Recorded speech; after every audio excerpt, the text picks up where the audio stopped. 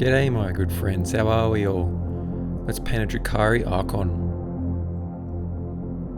Part 1, Preparation. We always have to have a good think about the setup of a miniature. Think about how we prepare it, how we divide it up into subsections. Here we've got the main body, and then this section, which is the cloak. It's always important to make sure that you can get to that cloak, whether you're painting this miniature or any other miniature with a cloak. This little pauldron here, we're keeping that off the body because if it's glued onto the body, it gets a little bit difficult to paint around it, and you can clearly see underneath it up in there. So we want to make sure we've got easy access to that. There's no trouble keeping it off just for a little while. I'll show you how to do it. The next thing we've got to do is drill some holes so that we can insert wire into those holes, and that's going to allow us to hold on to the subsections. So straight up I can see that for this subsection the best spot to drill a hole is in this spot here where it's out of the way. We're not going to see it once the subsections are glued. And the other subsection we're going to drill straight into the bottom of the foot. That's a great spot for any model, straight up the foot. And the little pauldron, we're simply going to just whack him on some blue tack, stick it on a base. Now we're going to snip up some wires and just insert them into a block of wood which has been drilled out. Just get your pliers and just ram it up it, get it in that hole. And if you've got bits of cork, that's good too. Just stick it in the cork. Then we need to take our clippers and clip off an extreme angle on the end of it. And what we're going to do here is make a very sharp point. So you can see I've got a hard angle up there, and it's very sharp. Now we need to be very careful here and get our lighter. And what we're doing is heating up that wire, getting it very hot.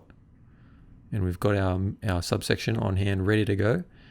As soon as this wire gets hot enough, we're going to quickly grab our subsection and insert that wire into the hole and press down hard. And that hot wire is melting its way into the plastic.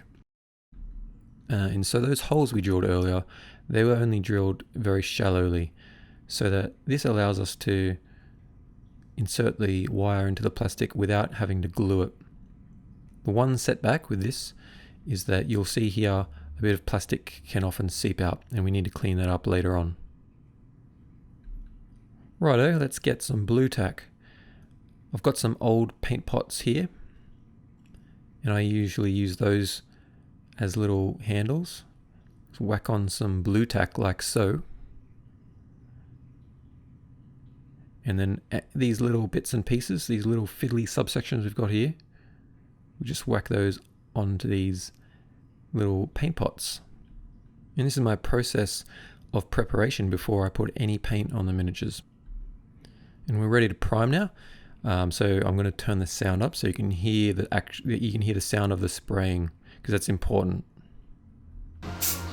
Let's take our Chaos Black spray, and we'll get it 30 centimeters away from the subsection. And take note of the small bursts, just like 1, 2, 3, 4, 5, just like that. Don't hold it down, don't go all over the place with it. And what we're doing here is priming. We're not putting our first color down. You got to get that out of your head if that's what you think priming is. Priming is about putting a layer down that the paint is going to stick to. We're not just painting it black right now. And what we want the end result to look like is a little bit transparent. If it's a little bit speckly, that's a good thing, but we don't want it to be speckly as in we've put way too much paint on and it's got orange peel. That's bad. If that's the case, strip it and do it again. We want a very thin coat of prime down. Now it's very thin, and you can see some of the grey shining through, you can see some of that yellow putty shining through, and if that's the case, that's good. We've done a good job. And you can prime in any weather. I believe that. It's 42 degrees today when I'm priming. And I just did it. When I did my Night Lord, it was hailing outside. I got footage of it. It's pouring rain. So if you do a light prime like that, you can prime in any weather. Anyway, we're consulting the almighty paint rack here, making a few paint selections before we put a drop of paint on the miniature. A bit of a caveman color theory, which is what I call it. We're just going to grab some colors and put them all together like this and see how they're looking. So we've got Incubi Darkness, Abaddon Black, Cabalite Green, Cyberite Green, Gauze Blaster Green, Emperor's Children for a bit of pink. What are we doing for some gold, blighted gold, and whatever that G-dub paint is. At this stage, we're looking at a very dark green model with some pink contrasting colors, and we want to get some greenish gold. We've also got bone on this guy. We've got a couple of skulls. We've got the bone sword and the dead skin. So we're going to use Rakath flesh, I reckon, for that. So they're looking okay. Maybe a bit of purple, a bit of blue, Sotek green, I believe, for the base, which is going to be a space scene. And washes, we've got Coelia green shade and Drukhari violet. I reckon that's all we're going to need for that. So this is one of my most important processes, and it's absolutely primitive. That's why I call it the caveman color theory. I'm literally just grabbing pots of paint and holding them together and going, yeah, that's looking all right like that. And I do have a pretty extensive knowledge of color theory, but you've got to know your color wheel. But there comes a point where I just know what colors look good, and pink and green is a good color. That's why watermelons exist. Let's start painting. Abaddon Black. We're going to get it on the wet palette and thin it down. And I want you to take notice of how neat my desk is at the moment. It won't stay like that. But anyway, the large base brush by Games Workshop, I think it's their best brush. I think it's their only good brush, if I'm being honest. But let's just water some of that Abaddon Black down and start going over that prime. This is our first real color. We're just pulling it all together, really, going over it and making sure that Chaos Black spray, you can't see any of that anymore, and there's no plastic shining through, there's no yellow putty shining through. And like I said, it's very watery, so this isn't going to clog any detail at all. You could slather it all over it, and because it's that watery, the water is just going to evaporate, and we're not going to leave any brush strokes at all.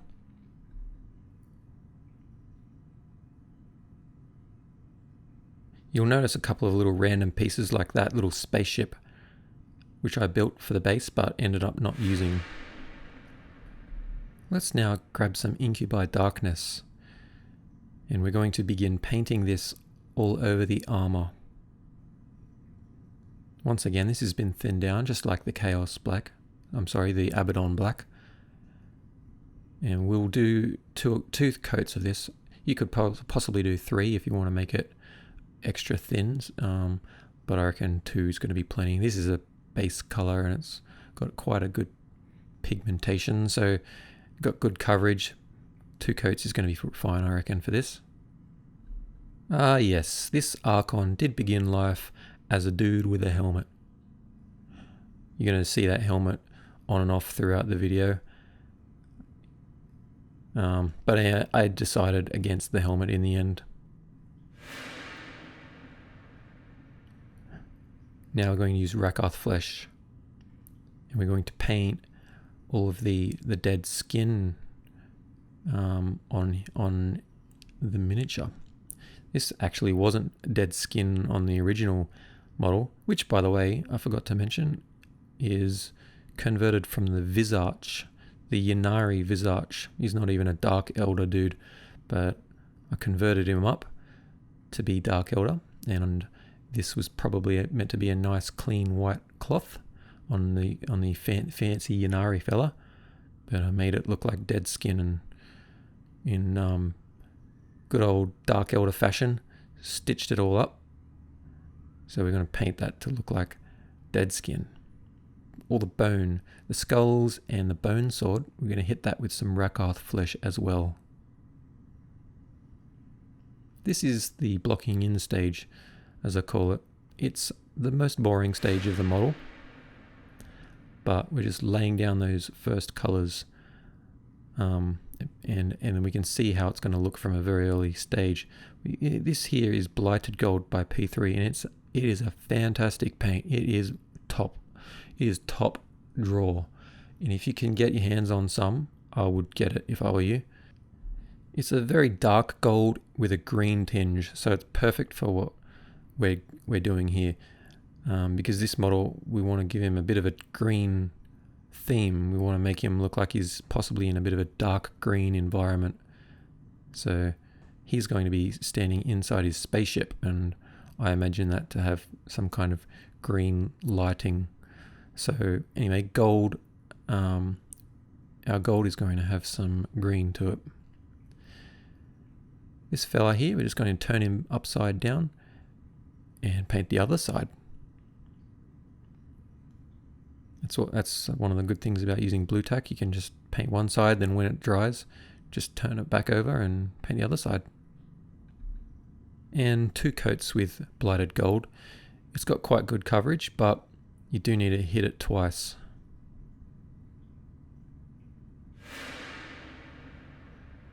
Now I'm going to use Abaddon Black to paint all of the black areas, all of the stuff we want black, like this little dagger thing, and all of the black straps, the leather straps, we're going to paint those Abaddon Black.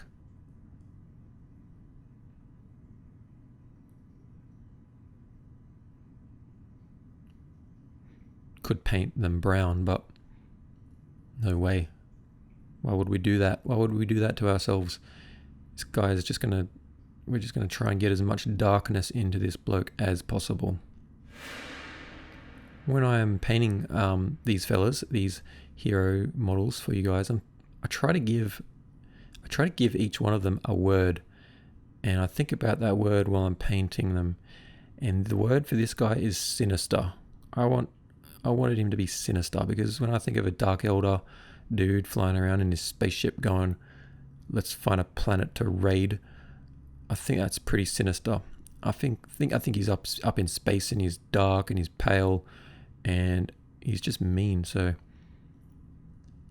when we're thinking about that word sinister while we're painting this guy, it's going to come across in the choices we make, in the colors we pick, in the ways that we paint them.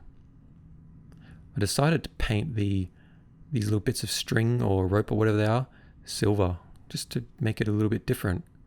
He's Dark Eldar, and Dark Eldar have awesome tech, so maybe they've got some kind of, I don't know, mithril rope or something. We're just doing a little touch up here using Incubi Darkness. We've finished all of the blocking in, but you make a little bit of a mess inevitably, so we're going over it with Incubi Darkness and fixing it up. I did forget to paint this little bit here, which is some kind of bone, wraith bone design, and just like the rest of the bone on the model, we'll just paint it Rakarth flesh, won't we? Coelia green shade. We're going to use this, and we're just going to paint this over the entire model. This is going to give every element of the model something in common with each other.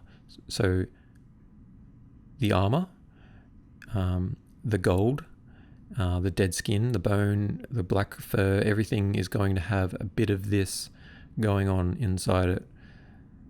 And that's going to help us to create that ominous, sinister, dark green vibe we talked about. And it's gonna help make him feel like he's in that spaceship with the dark green light all around him. And if you've checked out the Night Lords video, we did the same thing there, although we used Drakenhof Nightshade because we wanted to create a bit of an environment for that fella.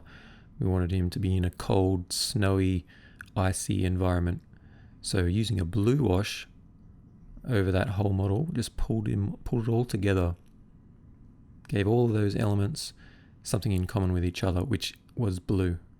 And we're doing the same thing here, but with green. One thing I will say is, don't put this Coelia green shade on the leather part of the cloak. Put it on the fur, but there's no need to put it on the leather part. We want to get some nice, smooth transitions across those folds. And if we just slap Coelia all over that leather, then we're just going to get puddles everywhere. I love how it looks when it dries. We can straight away see that each element of the model is now in the same environment. It's taking on the same kind of green light.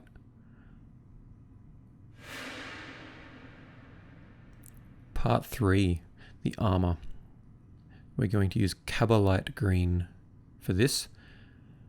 You can see how we just thin it down on the wet palette right there, and we need to be a bit sketchy here. We're going to sketch where we think the light is going to hit each panel. You need to see each little section of this armor, each bit of detail as its own panel, reacting to light in its own way. And that's going to give us a kind of cool, stylized lighting effect for this armor, which I wanted it to be something kind of alien. Since this fellow is a bit of a xenos filthy bugger. He's a Dark Eldar dude, and they've got some pretty good tech, as I mentioned before. So I wanted the armor to kind of have that sort of vibe. I didn't want to go too crazy with it, making it like look invisible or something silly, but just have some kind of unique lighting about it. So imagine the light coming from the right hand side. That's what I normally do. Pick the light coming from the right. So each little panel, each little section of armor will make lighter on the right hand side. So we can begin glazing towards the right hand side of each little piece of armor, each little panel. While we're glazing these highlights though, we don't need to cover the whole surface of the armor because of the style that we're going for here. We want very dark armor, but with very light highlights. So it's going to have a really cool contrast where there's these kind of bright pin lights on the tops of the panels, but quite dark in the shadows. And that's how we're going to create that kind of Xenos tech armor.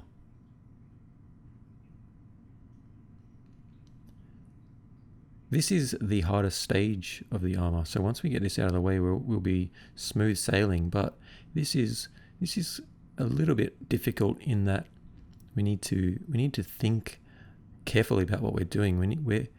We are placing light, and that's a thing. That's a thing that you've got to learn. Like, where do we place this light? Where's the light touching this 3D panel right here? Because when we get that right, the rest is just easy. When we're placing the light on these panels, you gotta say to yourself, is it going to look weird from the back? You know, like if I put the highlights on the front of this leg in this certain way, when I turn the model around, when I pick it up and view it from the back, how is that going to look? So sometimes you need to treat the front and the back and the side a little bit differently. It's quite hard to explain, but you just have to give it a go and learn from your mistakes and learn from your successes. That's all I'm doing. I'm just like a dude with a brush, put it in some paint and just bumping it into the model with it, and seeing how it looks, and then going, this bit looks all right. But this bit I could improve on. But it all comes from just having a go, and placing this light for me is one of the hardest things for me, and I'm still learning. Every model I do, I'm getting better at it. I'm learning new things.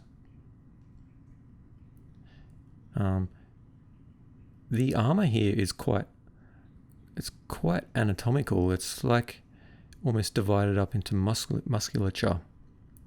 So we've got calf muscles here, and we've got hamstrings and quadriceps and all that kind of thing. And for me, seeing the armor like that helps me to divide where the light hits.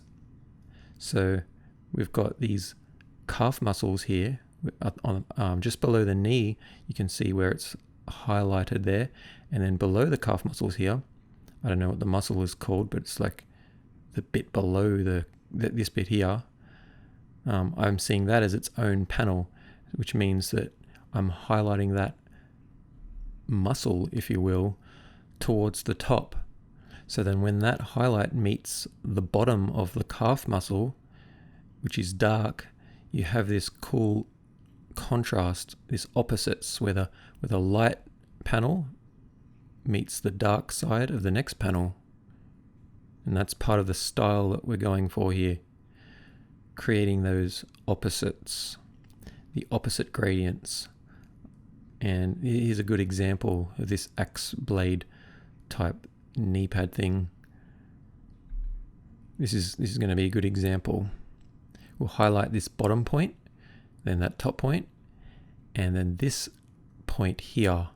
And we're doing it on an angle so that it's creating that offset gradient where the dark meets the light.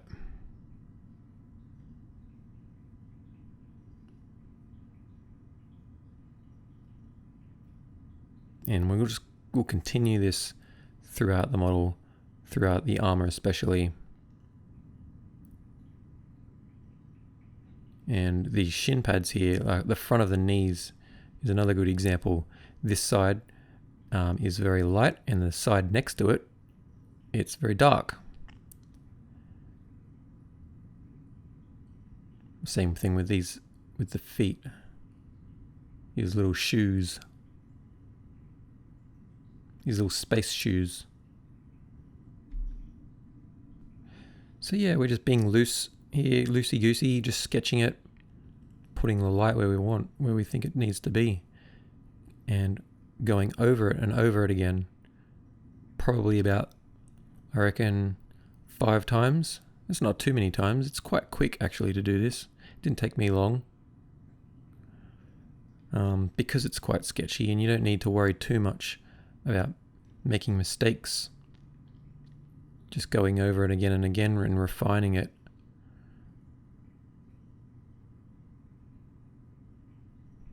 And you can see why I wanted to keep that pauldron off there, so we can get to those little shoulder pads there nice and easily.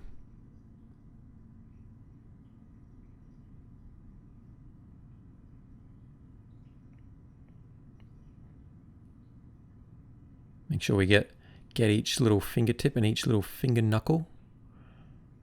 And we don't want to worry too much about this swirly scroll work throughout the armor. It's just basically at this point, pretend it doesn't even exist. And just glaze over it as though it was a smooth surface. You'll see that some of the glaze will sit in it. Kind of catch it a little bit, and that's fine. It kind of works. The glaze will catch those swirls and sit in it under gravity and create a bit of a natural highlight. You'll see throughout the process of painting this armor, those swirly things they just paint themselves. Just a reminder here about how the paint should look on your wet palette. It should be very thin when we're glazing, and we load up that brush so that it's full of paint, and then lightly wipe it off onto a tissue or a paper towel before letting it touch the model. So the idea is that that paintbrush is full of wet paint ready to go, but it's not going to drip everywhere, and it's not going to flood all over the model, because that's basically what a wash is. And this is not a wash, this is a glaze. Know your glazes and washes. Here we're doing that opposite gradient thing again between each panel. It's just a good example, even though this little shield thing basically doesn't even get seen. And so does that arm. I put a lot of work into painting that arm, and I didn't think to check it to make sure that it's not going to get hidden under that fur coat. It just gets completely covered, but that's okay. It's good practice.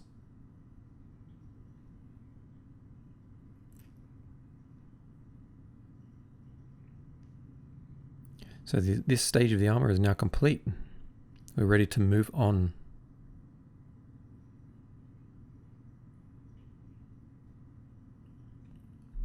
Oh yeah, unfortunately the sword did snap off, but it's my fault because I was lazy and I didn't pin it. I just glued it on there. It was always gonna come off, but that's okay. Let's pin it now. Let's do it properly.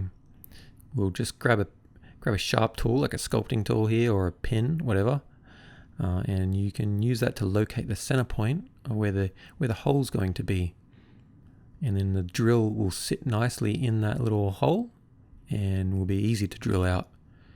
And here I poked the hole in, but it's not quite in the center. So what I'm going to do is hit it with the drill on an angle, and that's going to direct that hole back towards the center where we want it. Easy stuff. You don't have to be an engineer for this sort of work.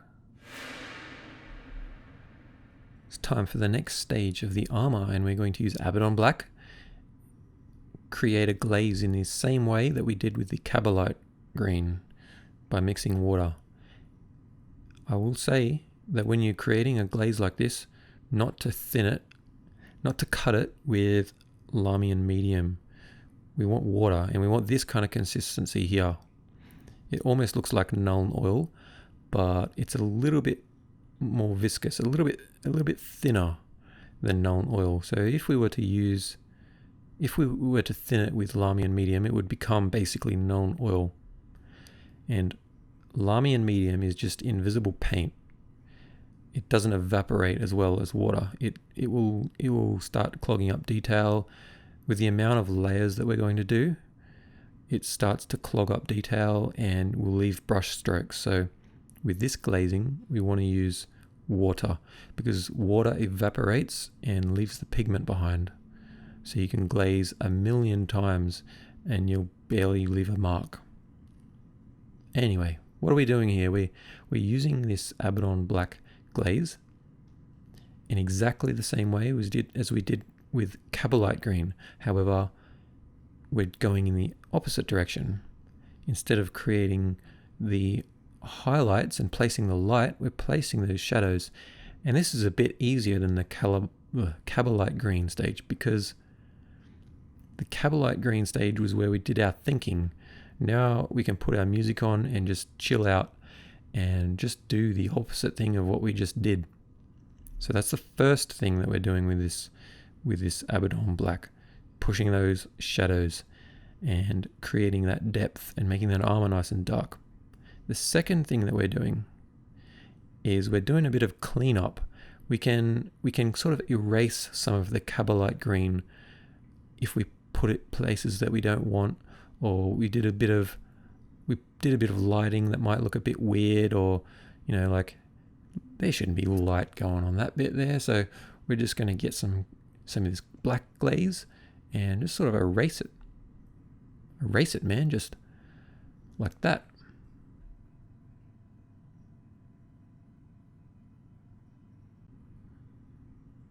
So we're on cleanup duty with this Abaddon Black.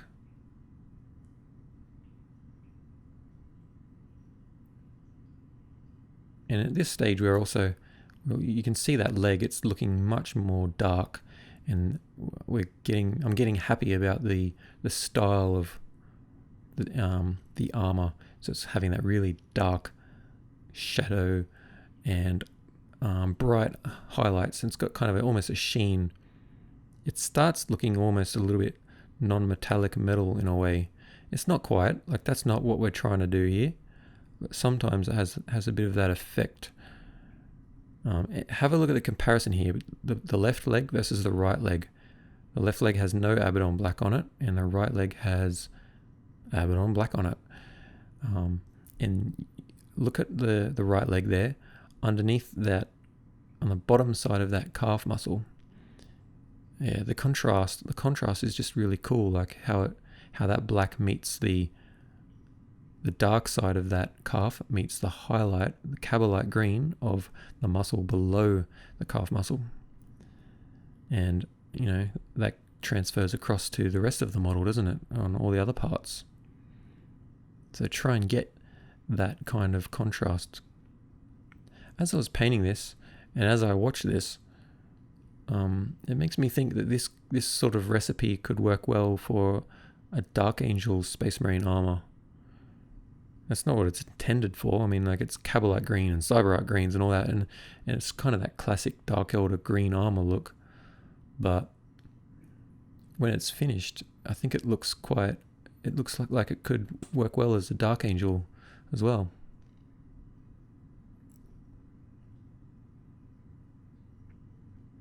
There we go, that's how it should look. Nice and contrasty.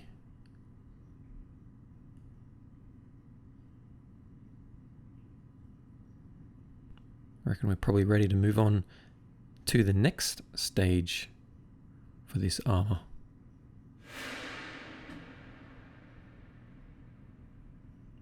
None other than cyberite green. Of course, it makes sense to use cyberite green after cabalite green, just because the names sound similar, I guess. And this is just dead easy, the stage. We've already been glazing, and we're just going to do exactly the same thing. However, we're going to do this inside the cabalite green. And this is just like colouring in a kid's book, man. We're just trying to stay inside the lines. The cabalite green has been mapped out for us already. It's all there. We just need to get some of this and put it a little bit inside it. And if we did about 5 passes of cabalite green, so 5 layers of glaze, I reckon we only need 3 layers of cyberite. It's quite a bright and light colour, and it's going to do a lot of heavy lifting for us. It's going to make this armor come to life.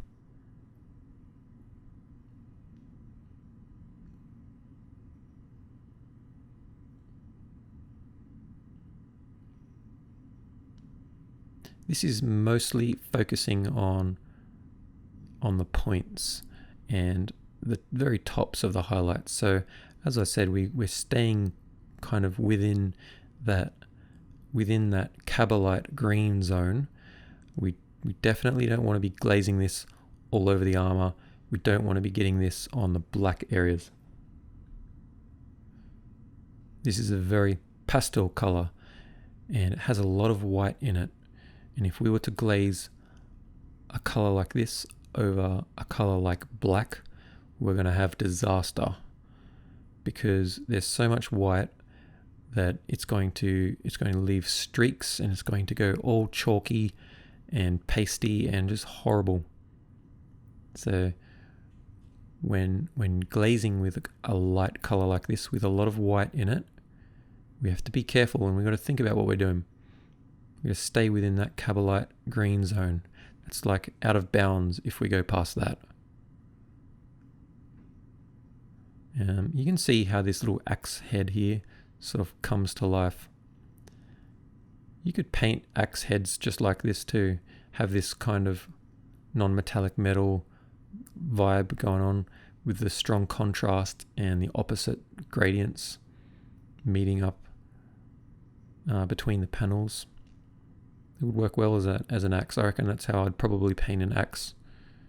And you could even do it with metallics, and just metallics and glaze it down with some Abaddon black to create those shadows.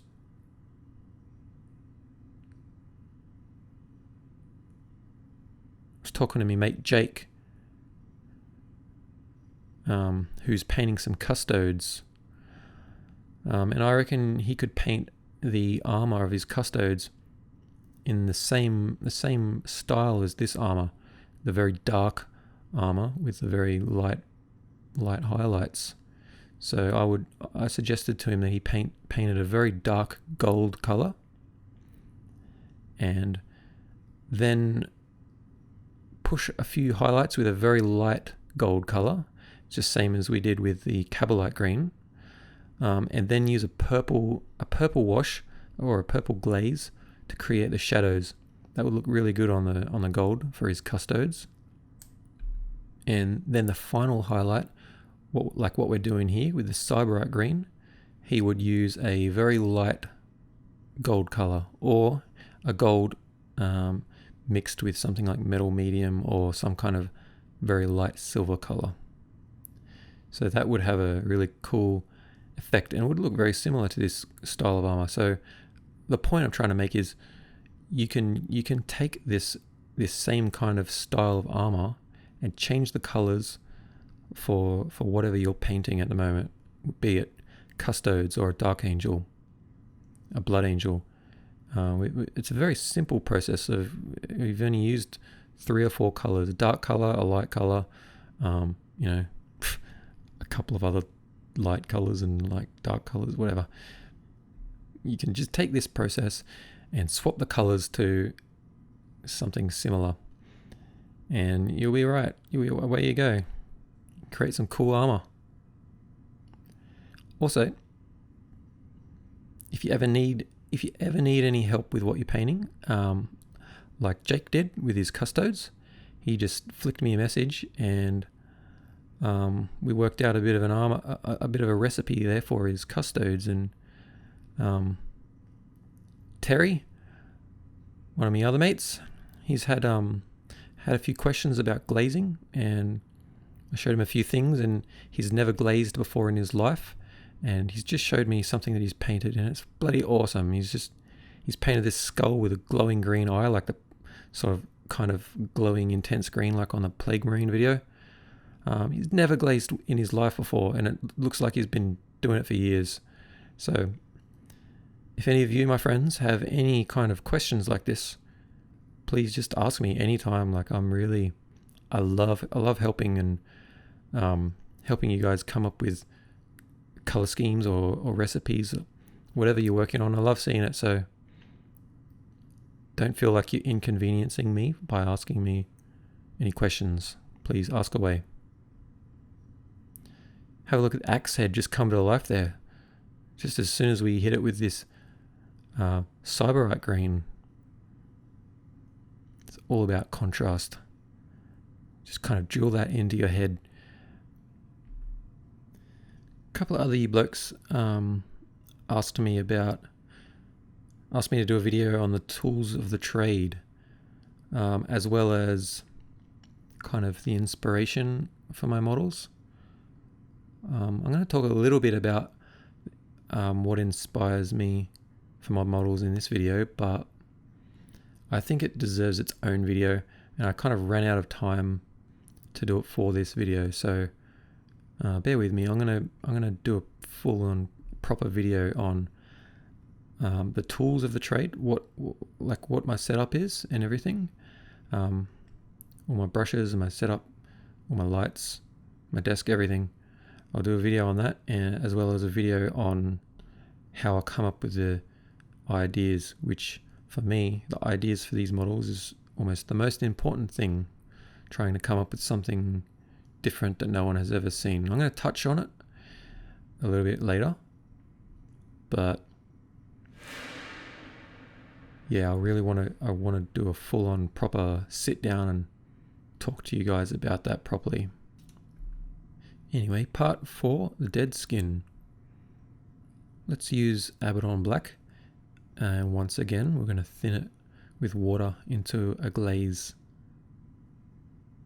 We'll simply begin just directing some of this into the shadows where the skin tucks under other pieces of skin, or where it tucks into the belt, or we run some here over these stitches here to begin getting some shadows in there and lining, some dark lining around those stitches.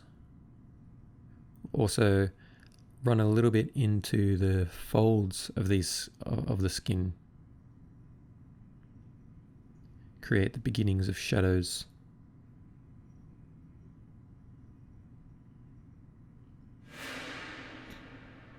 Let's crack out Rakarth flesh and thin it, as with almost every color that touches the model. Almost every color, not every color, but almost. We like to do a lot of glazing around here. A lot of thin layers, building it up. All we're doing here is just building up the highlights on the tops of the folds.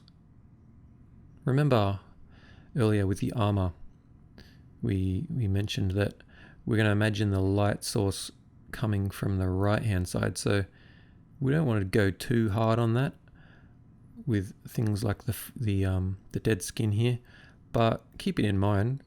Just make the right hand side of each fold just a little bit lighter than the left hand side of the fold. You know, sometimes it's just all about the angle, just like flipping the model upside down.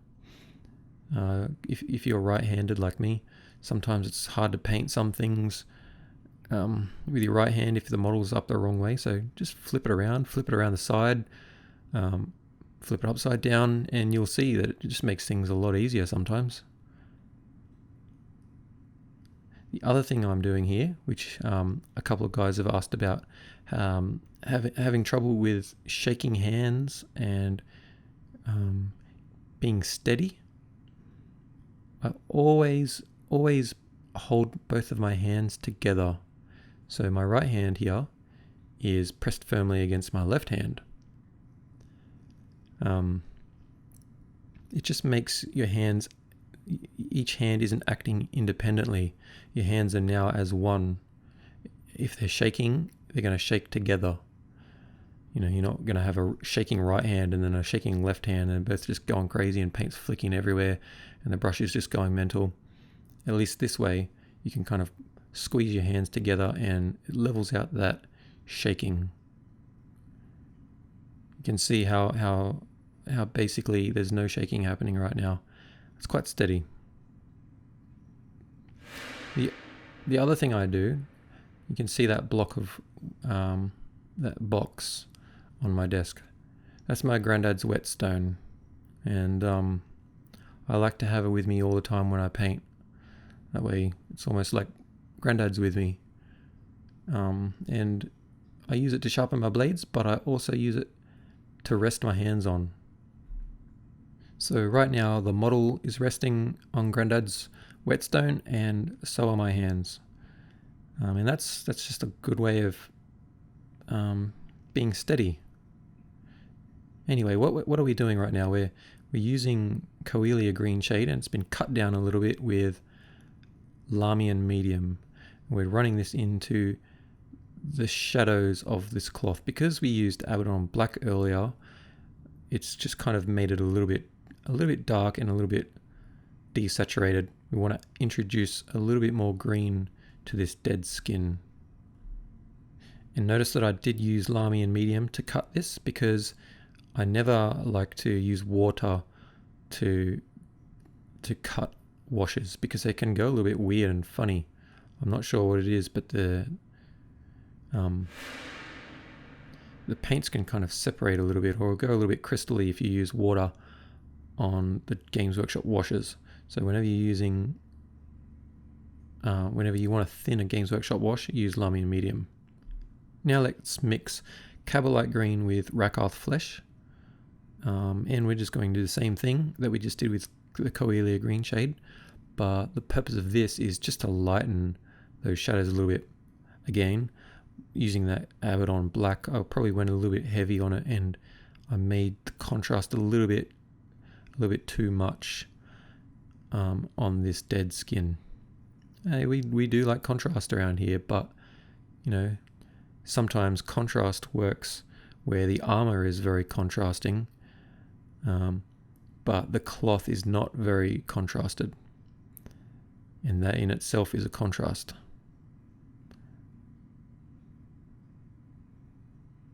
I don't know if I'm just making this up or not, but it's just my process. It's just how I think. And you know, normally when I'm painting dead skin, I'm wanting to put, you know, purple washes, Drukhari Violet and Drakenhof Nightshade Blue wash. Those kinds of colours. You really want to get those kinds of colours into your dead skin to make it look like there's kind of bruising or bleeding or rotting, a bit of frostbite or whatever. But for this model, I'm trying to make it work without doing that. Trying to make this skin look dead without going heavy on purples and blues, because we're really pushing that the green theme, and there's going to be pink and purple later on in the soul stones and things like that. So I'm just trying to make it work, make a dead skin based off green. So let's see how it goes. Anyway, Rakarth flesh here. We thin it down as we do with all of our glazes, but we're not glazing it. We actually stippled that, and that gives it a bit of an interesting texture.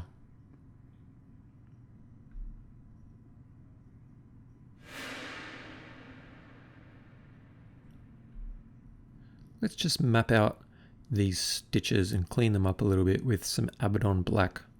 Thin it down, but not so much like it's a glaze. Just make it a little bit runny so it kind of flows into the detail itself and does the work for us. Let it run around the edge of each stitch and down the middle of each crack like this. And then we'll go back to Rakarth flesh, pushing the highlights a little bit more with the stippling that we did. Got a little bit too textured for my liking, so I'm glazing back over it, and that's going to pull that texture together and subdue it a little bit. If you imagine, the glaze is going to go in between each one of those little stippled dots and fill the gaps and smooth it out a little bit.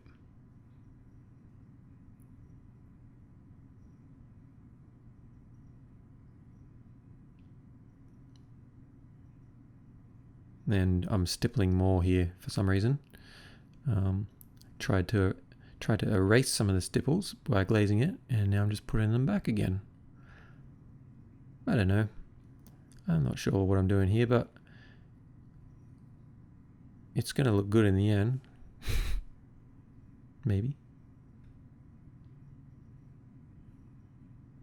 Got a little bit dark up the top there, where all the pendants and things are, so we want to make sure we lighten that up a little bit. You always want it a little bit darker there so that detail pops out. All of those gold pendants and the soul stones, all those tassels, all those sorts of things that they're gonna stand out against that dark recesses, but we want to make sure that it's not too dark.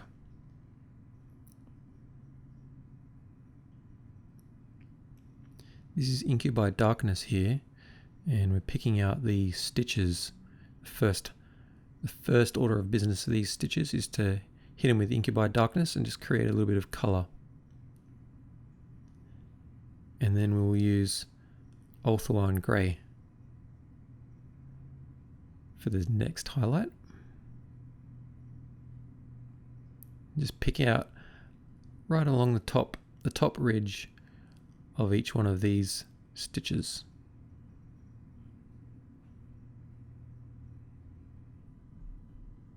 I usually don't like to make my stitches colourful. Almost every time I paint stitches, they're going to be black and highlighted up to a grey or just a shiny black. Still using Ulthuan Grey, we're going to quickly add one last highlight to this cloth, this dead skin, just along the ridge, along the topmost point of each fold, as well as any little cracks like this, or the undersides of those little holes in the skin. This Ulthuan Grey is just going to give a little bit of a light blue color to it, and make it look a little bit shiny. And there's this finished dead skin, and I'm pretty happy with it. Part 5, the gold, part 1. Yeah, we're going to make this gold nice and green as well. We're using Coelia Green Shade. And all we're doing is putting this into those shadows. Begin building up the depth of this gold. And it's going to be a dark green depth. Blighted gold is already a very green gold color. Now we're just pushing it. If you can't get your hands on blighted gold, by the way, you could probably try and mix up some using Games Workshop's paints. I'd probably use Retributor Armour mixed with Athonian Camo Shade, probably. You could experiment with that, and you'll get a kind of a greenish gold color that's similar to this, I think.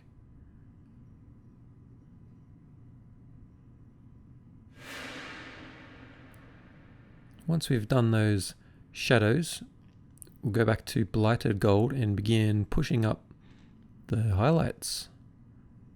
And you've got to be careful not to go overboard. I go a little bit overboard with it, and I remove a little bit too much of the green, which is not a problem because we just go back and add more green later on. So not to worry about that, but just try not to go too overboard with it. So yeah, we're making this gold have a very green tinge because that's the theme we're going for this model. But I mentioned before, my mate Jake, he's painting some custodes, and I suggested that he use a purple shade, and that's going to give his armor, his gold armor, a really purple kind of color, and that's gonna work really well with his custodes because the theme he's going for is kind of magenta, power, and purple robes. So giving his gold a little bit of a purple tinge, it's going to work. It's going to work really well. So that's what we're doing. We're doing the same thing but with green, and using some Abaddon black and thinning it down as we normally do. We're just quickly going to deepen some of the shadows in this gold. Oh, he's got a helmet. Where did that come from? Yeah, so I started this fella with a helmet, and I both loved and hated the helmet. In the end, I decided just to get rid of it for a few reasons. One, I felt like there was too much gold. I didn't want gold to be too much of a focus on this guy. And yeah, I could have just painted the helmet a different color, but if he was going to have a helmet, it was going to remain true to this guy, the classic Archon, which is what I was basing my Archon off in the first place. So if he's going to have a helmet, it was going to be gold like that. But regardless, I just decided in the end that a bear head would be better to create that sinister look that I'm going for, because I actually really wanted to create an expression on his face that made you go, well, that dude's bad to the bone. So the helmet had to go. Part 6, the leather, specifically the cloak and straps. Using Incubi Darkness, we're going to begin painting the raised areas of the folds on this cloak. Use long sweeping brush strokes. Don't go all sketchy and scribbly and all over the place. Right from the get-go, we want to get that smooth transition between each fold, which means from the very first color, we want to be kind of precise and clean with our lines. cleaner we are now, the less we have to clean up later. And this is not glazing right now. This is painting an opaque, which means a solid color. It's not a transparent color. It's completely solid. Of course, we thin it though, so that we're not going to leave big fat brush strokes and bumpy lines and all that. We don't want to do that. So we're going to thin it, of course, but paint it in an opaque manner. And we're painting on the raised areas and venturing a little bit into the shadows.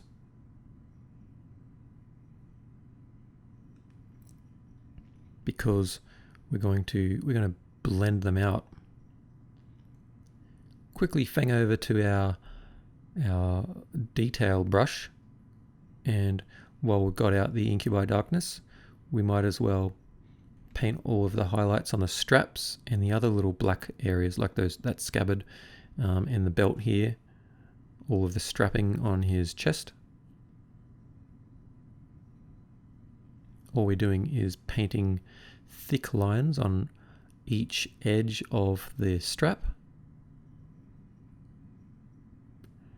So a thick line here on the bottom edge and a thick line here on the top edge. When I say thick, I mean wide. I don't mean a thick layer of paint.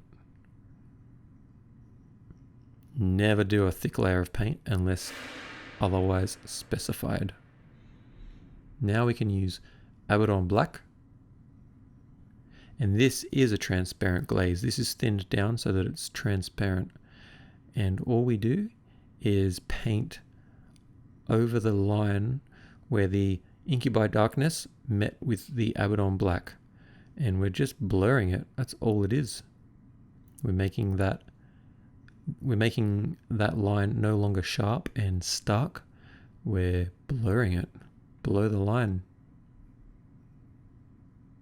This is a very easy and quick way of creating a gradient, and I'm starting to believe it's the only way to get a smooth transition between folds on a black cloak.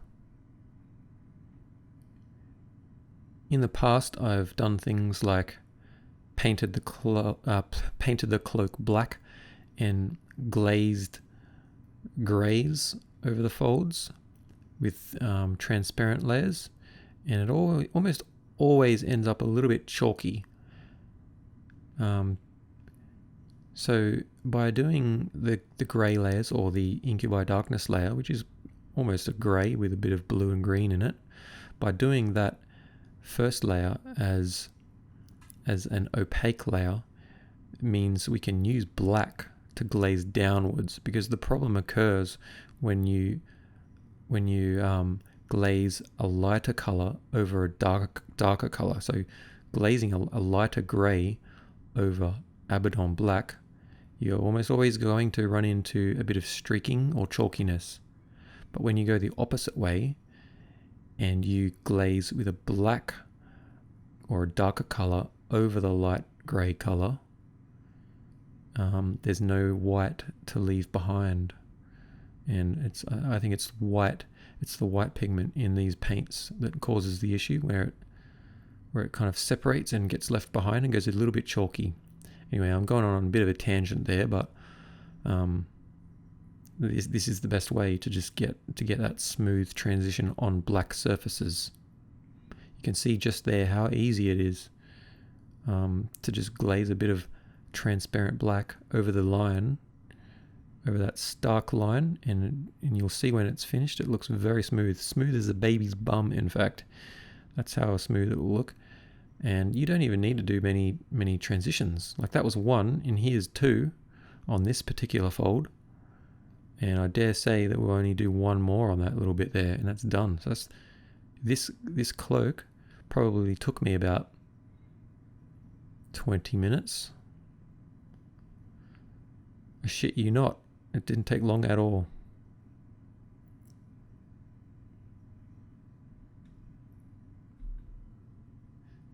Anyway, we're just going to take our time with it though. There's no hurry, and just concentrate on what we're doing, getting a nice transition between each fold.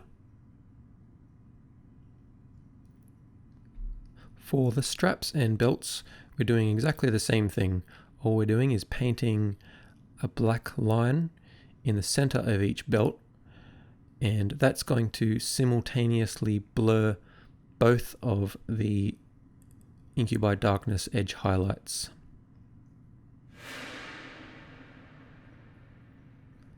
Let's switch over to Thunderhawk Blue to just give a really subtle highlight to the black areas. And what we're going to do is we're going to stay inside the lines of the Incubi Darkness. Same thing with the armor, where we didn't want to get any Cyberite green outside the Kabbalite green. We're doing the same thing here. Don't let any of this Thunderhawk Blue leave the Incubi Darkness zone. If it ventures off into the black area, the Badlands, you're going to run into trouble. And this is a very subtle highlight. The more subtle you can be with this, the better it will look. You start going overboard with it, like getting too much of this, it's going to stop looking like black. It will no longer look like black, it will look like a bluey grey cloak. So try and control yourself with this. If you do a mistake like that, just give it a quick dab with your finger and carry on with your life.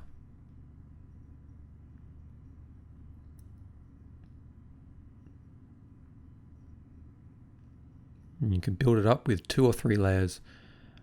And obviously we're going to go around and hit up all of the other black areas, like the scabbard and the handle here of his sword,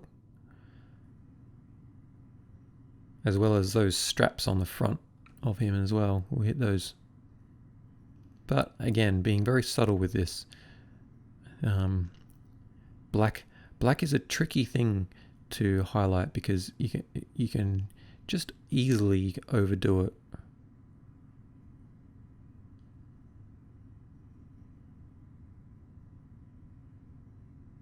And I think possibly I overdid it a little bit here and there on these belts, but we can touch it up later with a bit more black.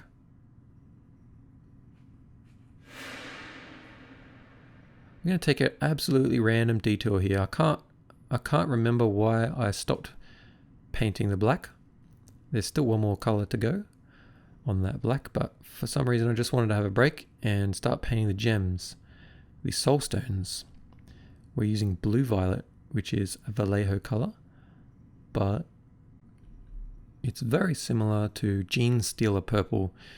If you have that Games Workshop paint, I just don't have that color. I had this color, so that's what we're using. But yeah, basically you could just use Genestealer purple and it's very similar. Painting all of these soul stones, and there are millions of these little buggers all over this guy.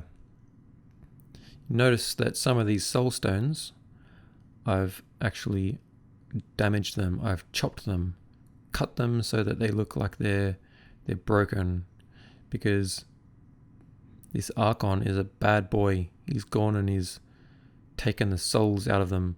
I'm not too versed in Eldar lore, but I know that the Dark Eldar fellas are doing unspeakable things to keep Slaanesh at bay. So one of the things that this guy is doing is stealing souls, stealing Eldar souls. What he's got here is a soul trap. It sounds funky, doesn't it? I guess it traps souls. But whatever, it's a magical thing. It's a pyramid that's on fire.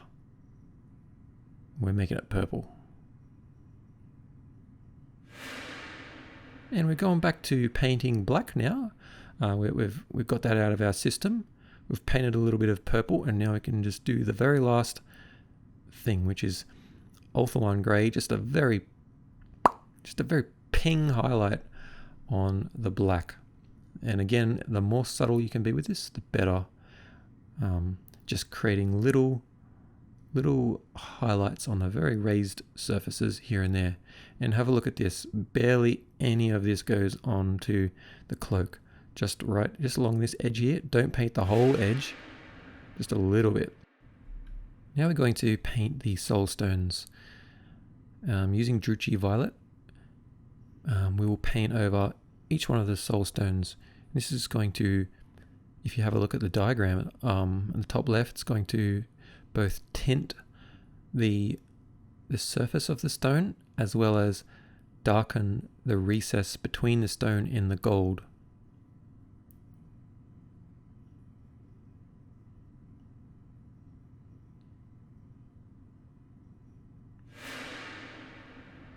Now we will use Abaddon Black, and if you look at the diagram, that's basically what we're doing. Thinning the Abaddon Black down so that it's transparent, and painting that kind of circular shape in the top right hand corner. I'm showing you this diagram as we go just to make it easier, because each one of these stones is quite small, hard to see. They're actually very small to paint, and they're all on different angles and things, so it's a bit hard to see. So keep an eye on the diagram as we go. Check it out. We're using blue violet again, which was our base color, or you can use Gene Stealer purple if you want. Whatever the base color is for your gems. Paint the bottom left crescent, like a crescent shape, on each of those soul stones.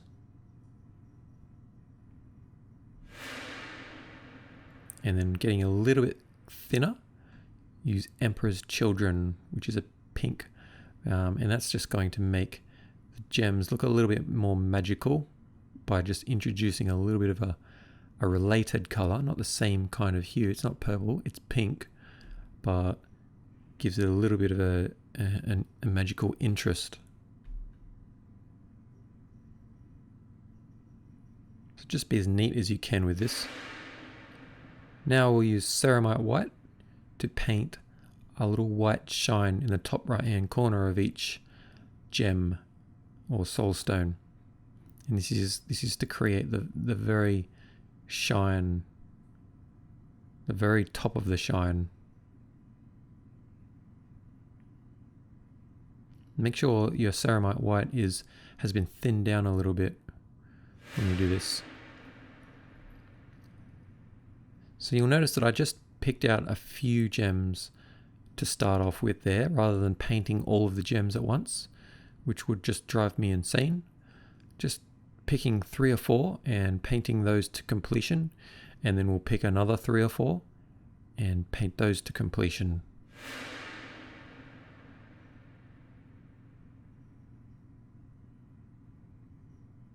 As I mentioned before, some of the stones I've kind of cut them so that they look like they're cracked. Any of those ones, we'll just pick out some of those, the edges, with any color really. Like you could use white or purple or pink, whatever color you want. Just pick out some of those edges.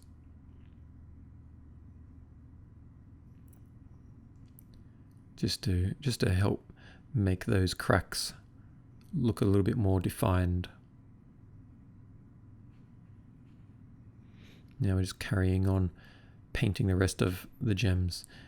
And when we turn the model around, we've got to remember that we're doing the gems on the opposite side. So the shine is going to be, the white shine is going to be on the left-hand side this time and not the right, because we're looking at the model from the back now. Always remember where your light source is. Little things like that are important to keep the shines consistent across, when you've got a bazillion bloody soul stones to paint. It goes a long way when they're all facing the same way, you know what I'm saying?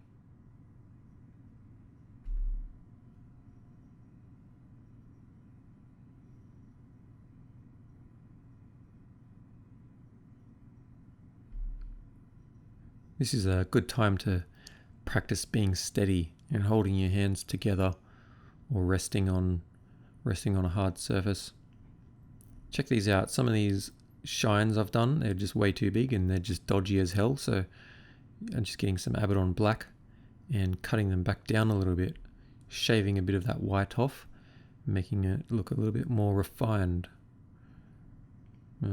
Nothing's ever final with paint. If you make a mistake, you just keep on fixing it up until it looks right. And that's why it's so important to have thin paints. Let's chop this little blob off here. Way back when I showed you using the lighter to heat up the wire and inserting that into the plastic, and this little blob seeped out. We just shave that off and then glue the part together. And this little boss pole snapped off. So his sword broke off, and then this little fella broke off too, because I was lazy and didn't pin it. Oh well, we'll fix it up. Part 8, gold, part 2. Let's finish it. Let's finish this gold. I told you earlier I kind of went a little bit overboard with the highlighting of this gold and sort of lost a lot of the green. So let's just introduce some more Coelia green shade back to the gold. Not too much. Just glaze it in there. We're not washing it. Get some Coelia green shade on your brush and wipe it on your paper towel like you would any other glaze. Just so it's not going to flood out all over the place. We don't want to undo everything. Bright Brass by Vallejo. Couldn't get any of the G-Dub golds to work for this gold recipe because none of them have any green tinge. They're very yellow golds or red golds. Like Gehenna's gold is kind of like a rose-colored gold. Auric Armour is totally yellow, but there's no green gold. So I went down to the local shop and had a look at what Vallejo's got. And this is perfect, this colour, Bright Brass. It's got a very green tinge to it. It's just perfect for what we want. So we're using that, and we're just putting some highlights in on this gold along the eyebrows here of this face, and the cheekbones here, and the nose and the lips, the points of the shields, the shield kind of shape, just all of those little things. Pick those out with this bright brass color, as well as the rings holding the soul stones. This is quite hard. This is very fiddly, especially for me at the moment. It's so hot in Australia at the moment. It's the middle of summer and we've got a bit of a heat wave. I've got the aircon going. I've got the fan blasting me. My wet palette is drying out at a rate you wouldn't believe.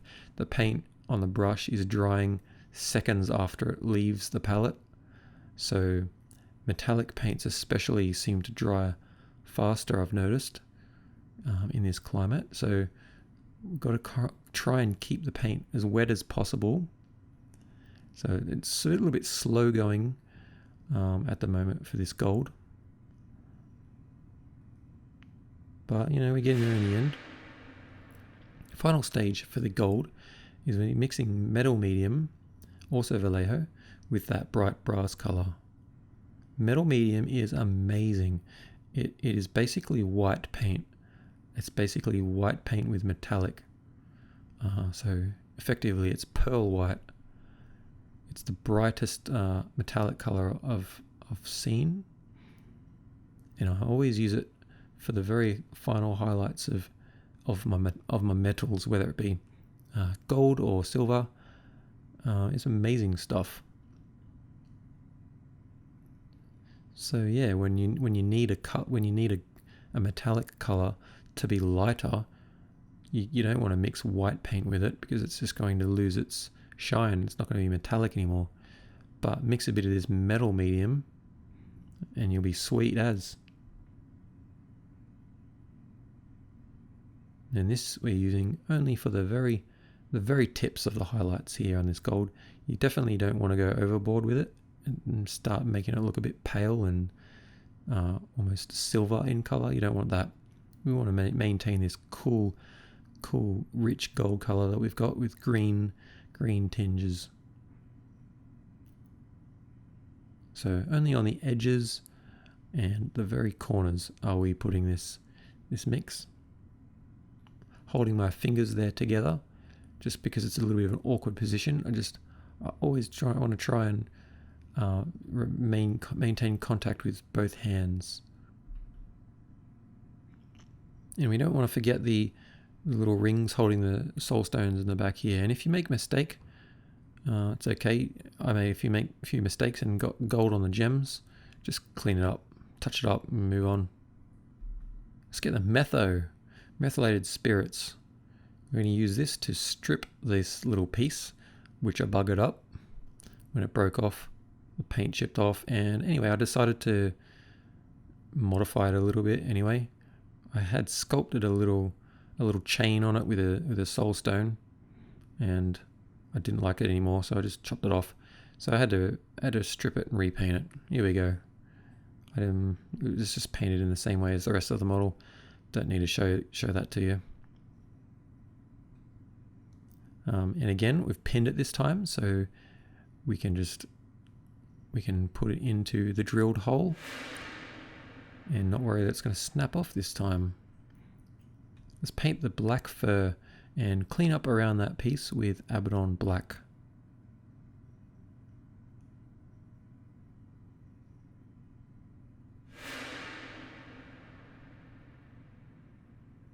Going to our favorite dark green color, Incubi Darkness. And we'll use a fine detail brush. And we're going to paint each one of these little tufts of fur individually. Yeah, that's right. It's not as crazy as it sounds. It doesn't actually take that long. You don't have to be too neat with it. It's the overall effect that will look good, not in each individual piece of hair. But anyway, we're painting the end of each bit of fur, and probably about 50% of it, 50% of each hair. So we're leaving the base of each hair as Abaddon black, and only painting the end half with Incubi Darkness. And all we're doing is working our way around the fur. As you can see, it's quite quick. It sounds crazy when you go, oh yeah, just paint every single hair on the bloody fur coat, but you know, it's not that hard at all.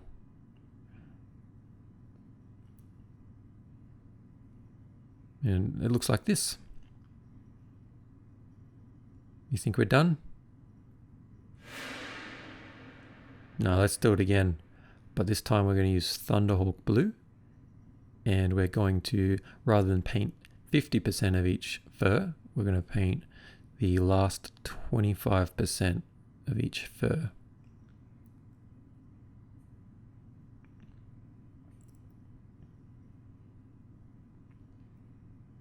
The color choices for the black are quite important. We've used blues and darker greens, so we're not just painting this black with grey. You know, like we could be doing things like Abaddon black and then highlight it with Mechanicus standard grey and then Dawnstone and then Administratum. We can do that, and it looks good. It has its place.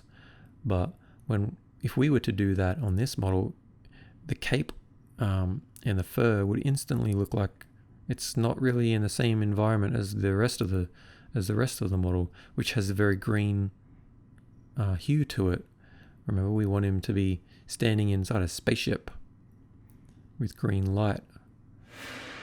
So that green needs to transfer to the black areas as well. Anyway, we're going to get some ceramite white and paint just the very tips of each fur. And as with the other black on the model, like the straps and the cloak, the more subtle you can be with this, the better.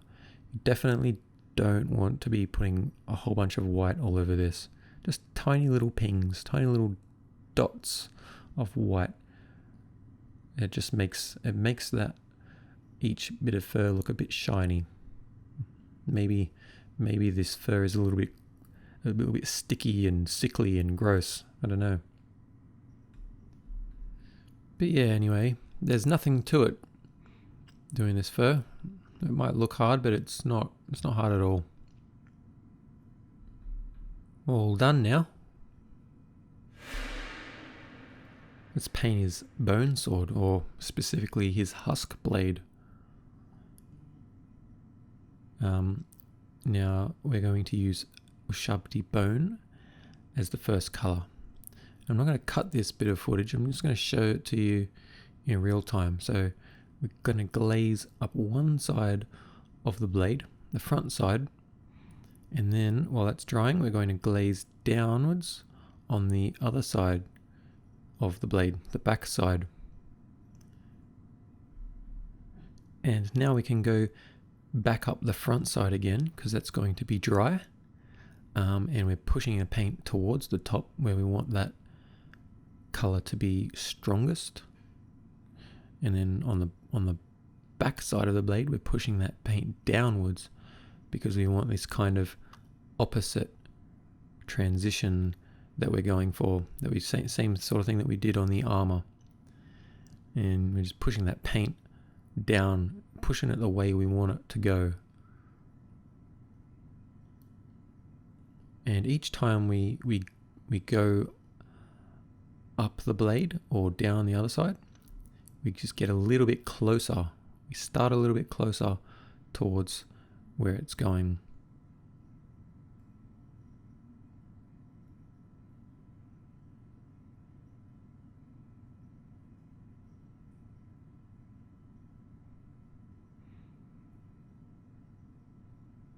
And with something like this blade, which is going to be a little bit of a focus, we want to take our time with this and get a very smooth blend.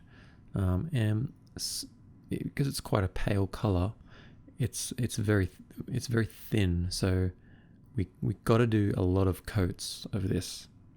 This isn't like with the armor where we could get away with kind of doing five layers, or the black cloak where we could basically do 3 layers. With this we're talking like 20 layers, maybe more,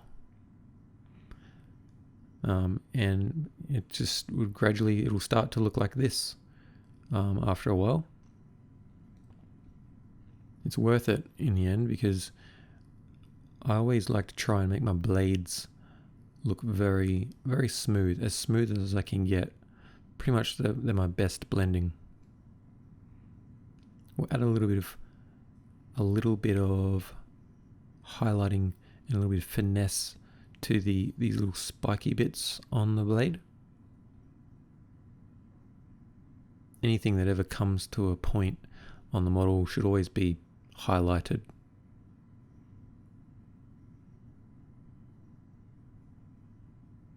And so we're using our fine brush obviously to do that, and we can get a bit more specific with what we're doing.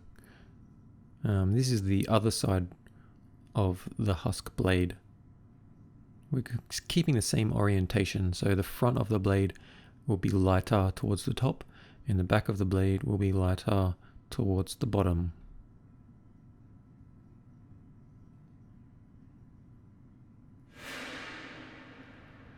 Once that's done and we're happy with it, we're going to use Incubi Darkness and just push the darker areas only a little bit. We're not going all over the blade, just the tip.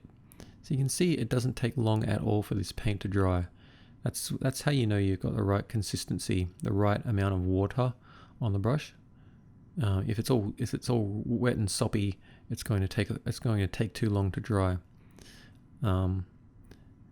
So when you've got it like this, where you can kind of paint it and wait 1 or 2 seconds before doing the next layer, and it's dry, you're on the wind train there. you've got the right amount. And we're going to do exactly the same thing that we just did with the Incubi Darkness. However, we're using Screaming Skull and we're doing it on the opposite side this time and pushing the highlight.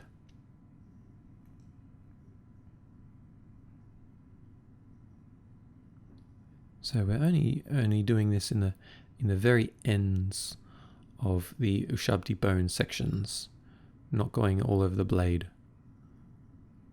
We will, however, just add a little bit of highlighting and detail to the sharp edges, like these little cutouts here, as well as those holes in the center of the blade. We'll pick those out as well. Just the underside of them, don't worry about the top side of those holes.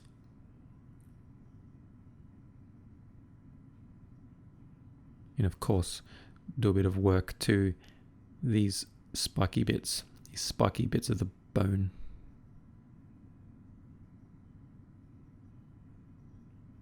Once that's done, we're going to clip it off. And we've already drilled out his hand. We did that earlier. So this is just going to sit nicely in there and we can super glue it. And it's not going to fall off again. And for now, the blade is finished. Let's paint his head. Just use Rakarth flesh and get a nice solid coat all over it. In fact, 2 coats. And then switch to Incubi Darkness, thin it down with water, and we're going to make it into a glaze. All we're going to do in this stage is just sketch out some of the shadows of the face.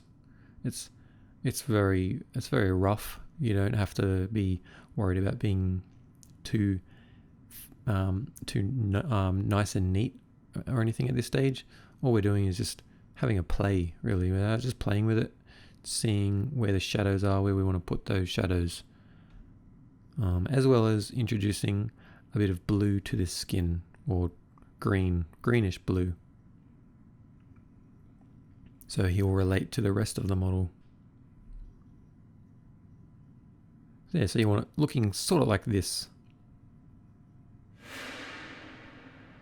Now we can do the opposite thing using Ulthuan Grey and push the highlights.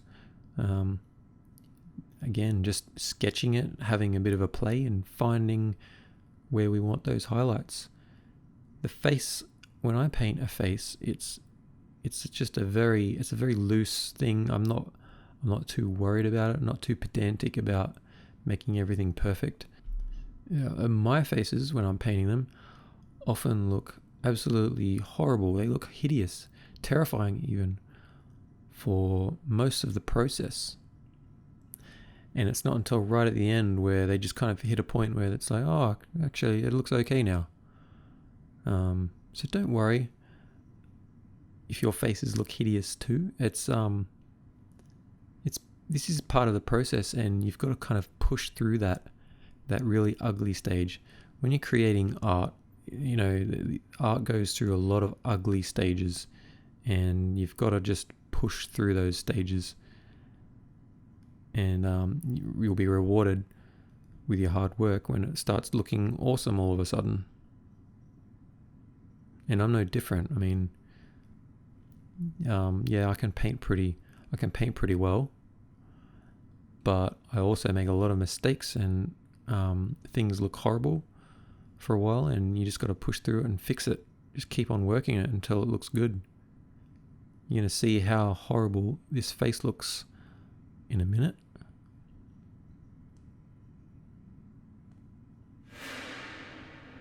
Because we're going to use some Tuskor fur, and we're going to start introducing a bit of color. And we're going to paint the lips, and we're going to make him start looking like a drag queen. We'll get some Drukhari Violet and give him some eyeliner and some blush, I reckon. And I can't believe how ridiculous this looks. Like he looks like Joker, but the cross-dresser version of Joker.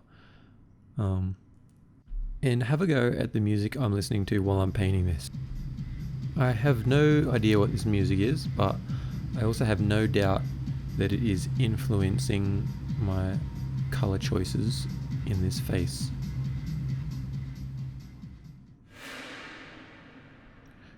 Anyway, let's get some Abaddon black and get rid of some of that cross-dresser look.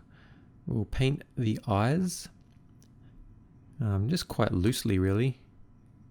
You're going to see we're going to add a lot of eyeshadow to it anyway, and switch over to ceramite white and paint the whites of the eyes. And these eyes gave me so much grief. Let's paint a pupil using Abaddon black, and let's see how bad it looks. Have a look. Yep. This is horrible. This is how it looks for a while. This is how you do eyes. This is how I do eyes. You go back and forth between black and white, just working it until it looks good. You paint the white of the eye, then you paint a black pupil, and you get it all over the place. So then you go back to white and try and clean it up, and then you get that white all over the place, and you go back to black. You just go back and forth and back and forth and back and forth until you either go crazy or you finally come up with something like this that looks half decent. I can work with that eye for a little while.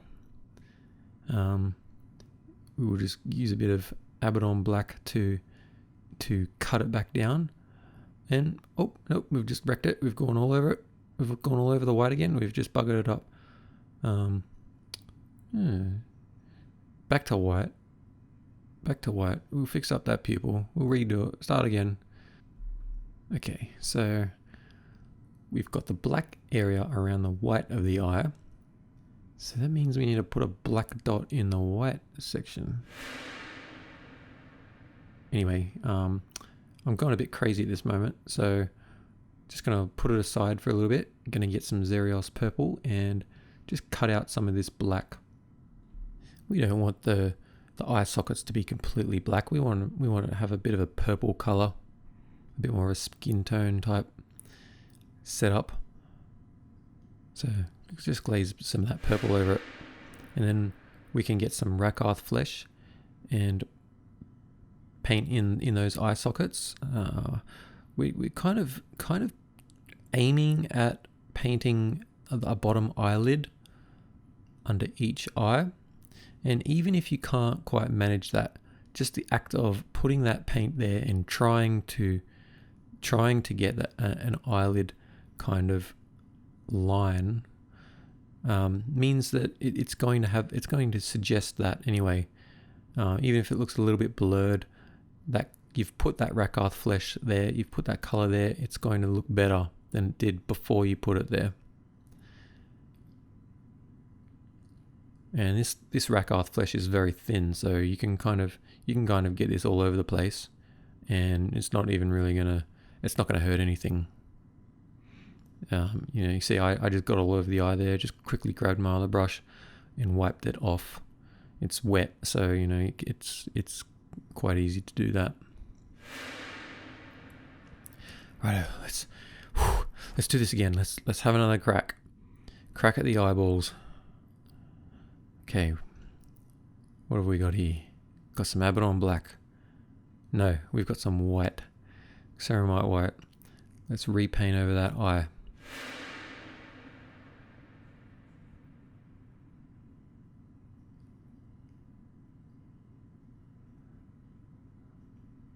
I can live with the right eyeball. The right eyeball's okay.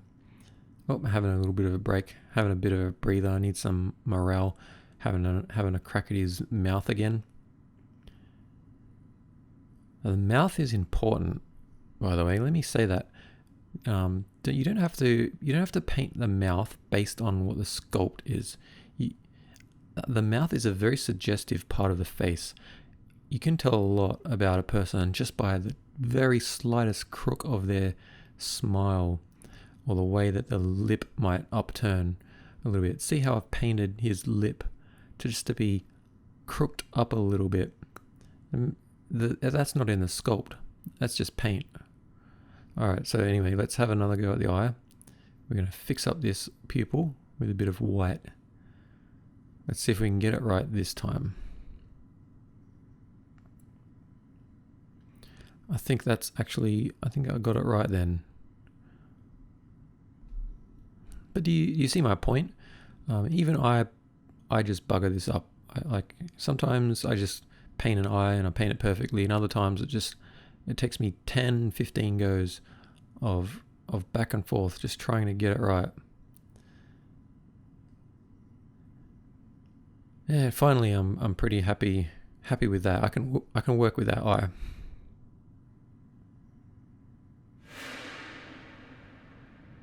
Back to Rakarth flesh, and we are continuing our glazing, toning down those eye sockets, which are still a little bit dark, still a little bit purple. And this is just bringing it back down, introducing a little bit of warmth to it as well, because of that Ulthuan grey, which is a very cold, bluey, white colour. The skin's very cold, which is what we want, but we also want a little bit of warmth, and Rakarth flesh adds a bit of warmth to it. Just going back to the mouth, I want to just say, reinforce that all you have to do to make a bit of expression on these Games Workshop models is just add a tiny little bit to the corner of their mouth, or a little bit, extend a little bit of paint past the upper lip, and you go beyond the sculpture a little bit, and you can't tell because the paint does the talking, not the sculpture at that point. So you can see that the expression that I've achieved on this guy's face, again, while in the back of my mind thinking that word sinister, thinking that all the time. Everything that I paint on this guy, I'm thinking, is this going to make this guy seem more sinister? Anyway, we're painting the earrings in the collar in the same way as the rest of the model. We don't need to go too much into that. They're gold earrings and the collar is black. However, we'll just get out the metal medium to paint his eyebrows. We've already painted them various colors throughout the process, Ulthuan grey specifically, but we're going over them now with metal medium, and this gives them a bit of a shine and makes them seem a bit more interesting. You know, like kind of like the elves in Lord of the Rings, they all got like that silver hair that's kind of metallic looking. That's what I'm kind of going for here. And once he's glued on to the body, he's looking pretty good. You can see a little bit of paint has rubbed off his nose. When you're handling a little piece like that that's painted, you got to kind of glue it onto the body and press it on. A little bit of paint is inevitably going to rub off, and that's fine. Just touch it up and carry on. Righto. Part 12 is Soul Trap. I've been looking forward to painting this. We're going to begin with ceramite white, thinned right down, almost to like a wash. You can see I'm basically using it more like a wash than a glaze here, and pressing it into the recesses. And this is my theory with creating magic and glow and things like that, is the deeper you go with these magical things or these power sources, the hotter and more intense it should look. So we want those areas to be as pure white as possible. You've got to imagine this is an object that he's holding in his hand that's casting a shadow, but it's not an object. It's not a physical object anymore. You can't think of it like that. We've got to think of it like this is a light source. It's not going to be casting shadows. It's going to be casting light. So yeah, using that ceramite white, which is a very strong white color, you can thin it right down and it retains its potency. Like this is basically a wash.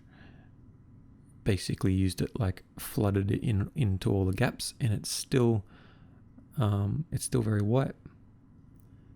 With these bits of the flame, we just want to blend them into the white area, the pyramid, just so that they're not just popping out of nowhere. They got a bit of a fade happening, and the pyramid itself is just painted pure white. And we're about to do something crazy. We're going to use watercolor. This is Winsor & Newton artist's watercolor. It's called Opera Rose. It is mental, this stuff. This is phenomenal. I'm going to make it into a glaze and start glazing this over this soul trap, over the purple smoke or the purple fire, as well as some of the white parts, and it's just so intense. It's like painting with a fluoro pink marker. When you run this over the white and you get like 1 or 2 layers over it, it gets so intense. It's great. None of the Games Workshop paints were doing it for me when I was practicing this and trying to figure out a good recipe for intense magic, pink magic. None of the Games Workshop paints were anywhere near bright enough. So I started experimenting with watercolor. And good quality watercolor, like the Winsor & Newton Artists series, that is good quality stuff.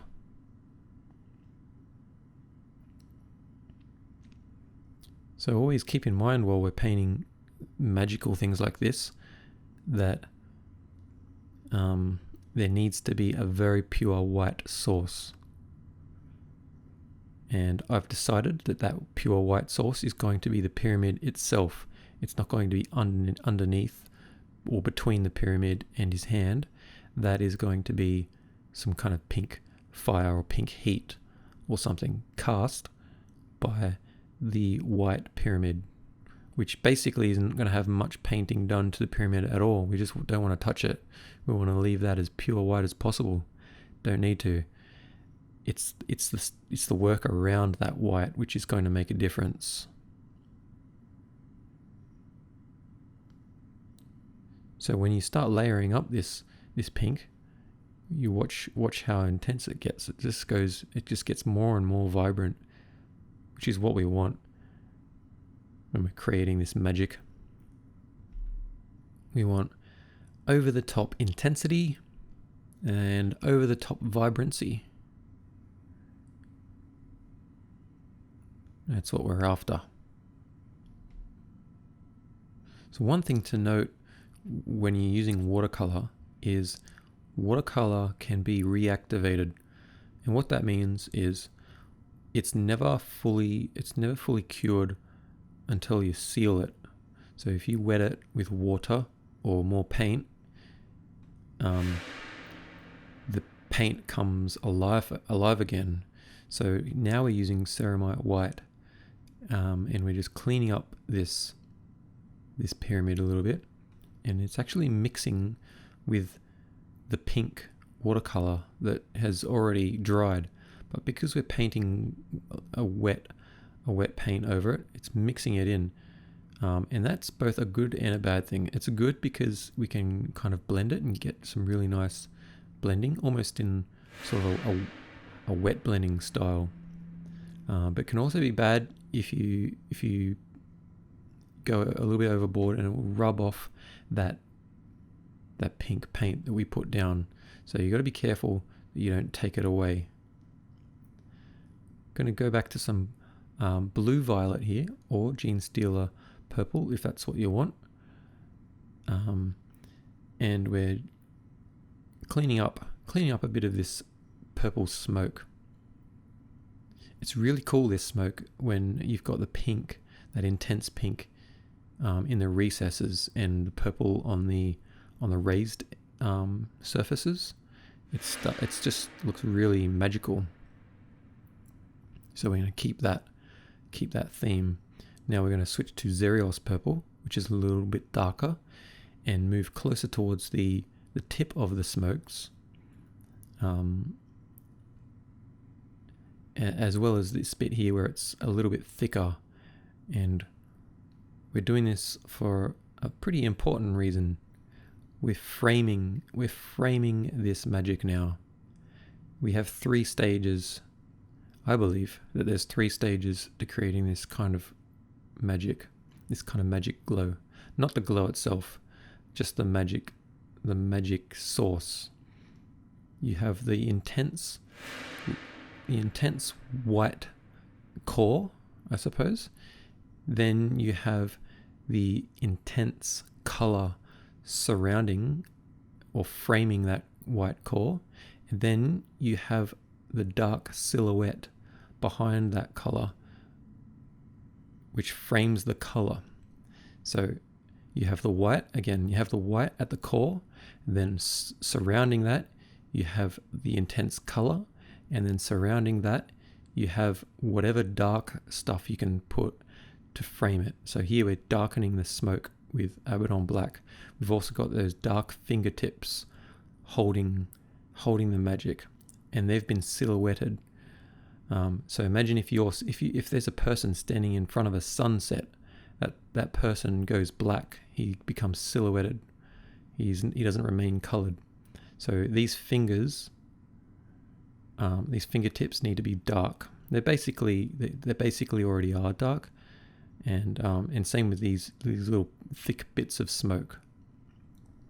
Making those dark helps give context to this magic. So you can see that since darkening these little bits, the magic itself, the white and the bright pink colors, they just look so much more intense because they've got context, and the context is that they're surrounded by darker areas, which makes them seem lighter.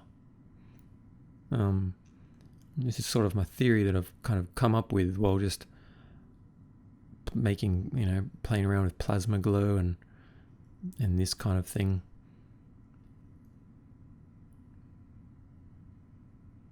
Yeah, so context and contrast. And we haven't even created glow yet. We're going to create glow later, but look between the fingertips. See how hot it looks? It's a combination of that intense pink and the dark fingertips. Anyway, I'll stop yapping on about that. You should have the idea now. We're doing bits and pieces now. Things that we forgot to do earlier or couldn't be bothered to do, like the skull here. We're doing that in basically the same way as the husk blade, sorry. Ushabti bone is our first color for the skull. Just gonna glaze it, and you can get a bit of a stipple action going on with the skull to get a bit of texture, if you want. Otherwise, you can just glaze it nice and smooth. Push that glaze upwards, so the dome of the skull is going to be brightest. And we also want to highlight the stuff like around the nasal cavity and the eye sockets, of course, the teeth, all the usual suspects. There's nothing to it when you're highlighting a skull. Just use the detail of the sculpting.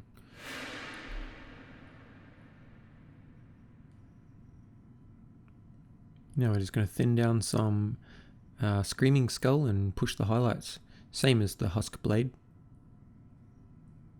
Just a little bit closer towards the highlights.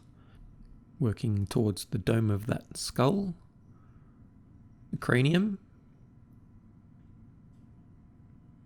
And definitely want to enhance the eye sockets where the light catches, and the underside of the nasal cavity, etc. Then we'll use some Coelia green shade and enhance the shadows, as well as pick out the teeth, which got a little bit lost with my glazing. My glazing got a little bit watery around the teeth, and so that glaze sort of just filled up the teeth and the gum area between the teeth. So now let's use some metal medium and highlight all of the little bits of string, or the little bit of the space elf string, the silver stuff, tinsel even. Basically it's tinsel, let's call it tinsel. Yeah, he's a Christmas elf now. But anyway, we're using metal medium because it's just the brightest metallic silver I can find. And it's easy, these parts have already been painted Stormhost silver and had a bit of Coelia green shade on them. All we're doing is just brightening them up. Now let's finish off the armor. Gauze Blaster green. That's the final order of business for this Dark Eldar armor. And this is just going on the very pings, the very corners of the armor. Just where we want it to be the brightest. And the reason why we didn't do this before, there's a very specific reason why we didn't finish the armor way back at the start.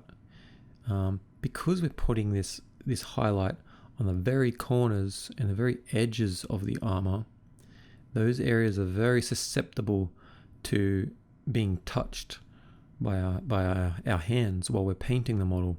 You can see, like, I'm holding the model right here, and you know, corners of the cape are touching my hands, so those are going to rub off if you do that enough. If you touch those areas enough, they'll rub off. So we just leave this till right at the end when we're getting close to finishing the model, so we're less likely to rub these highlights off. Part 14, Glow and OSL. Righto, this is what we've all been waiting for, let's be honest. Opera Rose, our magical watercolor paint, that is going to be the hero here. And we're going to glaze it. And we're going to start with the immediate area around the magical source, which is his hand. Once we've done that, we can sort of start venturing off onto these areas like the hip and the sword hilt, his shoulder pads here. We'll go down his arm.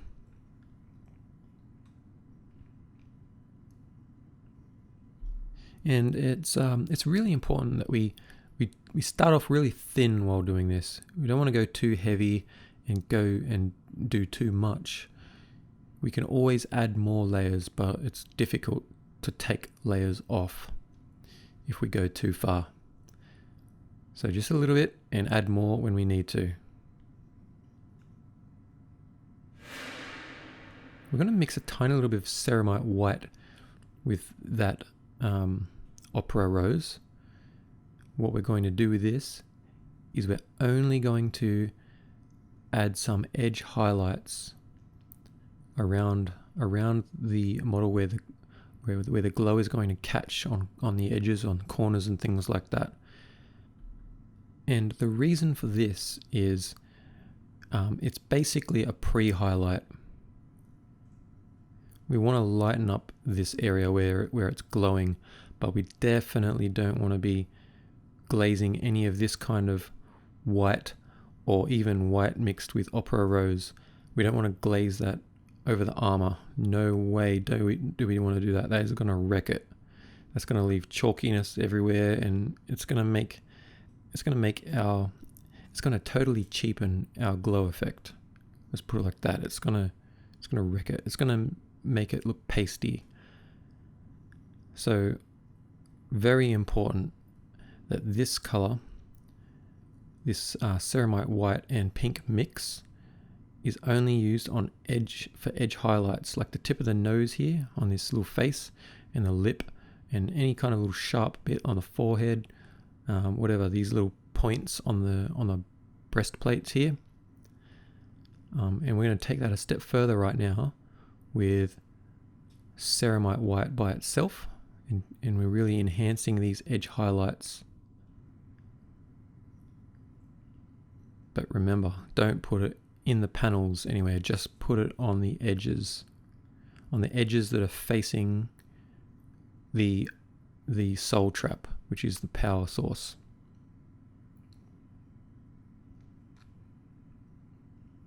And definitely a bit on this little axe head here. A little bit of ceramite white by itself on the little edges and the points.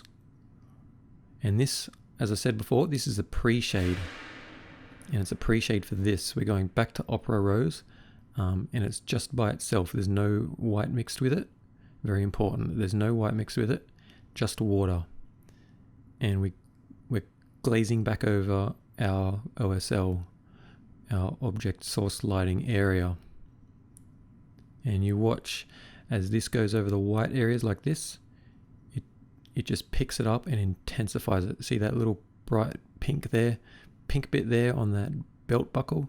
It's just intense now, intensified the whole area. And this is the process that we're going to go a little bit back and forth with. We'll glaze it, and then when that dries, we'll get out ceramite white again and add some little pings, little highlights here and there, and then get back to the opera rose and start glazing that back down again. And we'll do this 3 or 4 times, and then the glow will be finished. But I want to reiterate, do not glaze any white ever on OSL. Only glaze the pure intense color. So it's getting there, but we can make it a little bit more intense.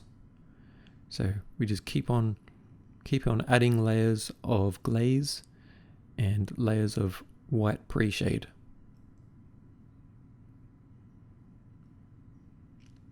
It's also important that you put this glaze in the shadows where you think that the light wouldn't necessarily be touching, like under the armpit and things like that, or behind belt buckles and things like that, where there might not necessarily be light touching, but it's within the glow area.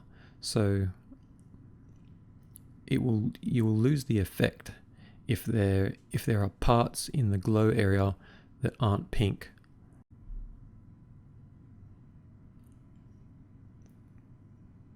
But anyway, just keep on adding more layers of glaze until it starts looking as intense as we want it.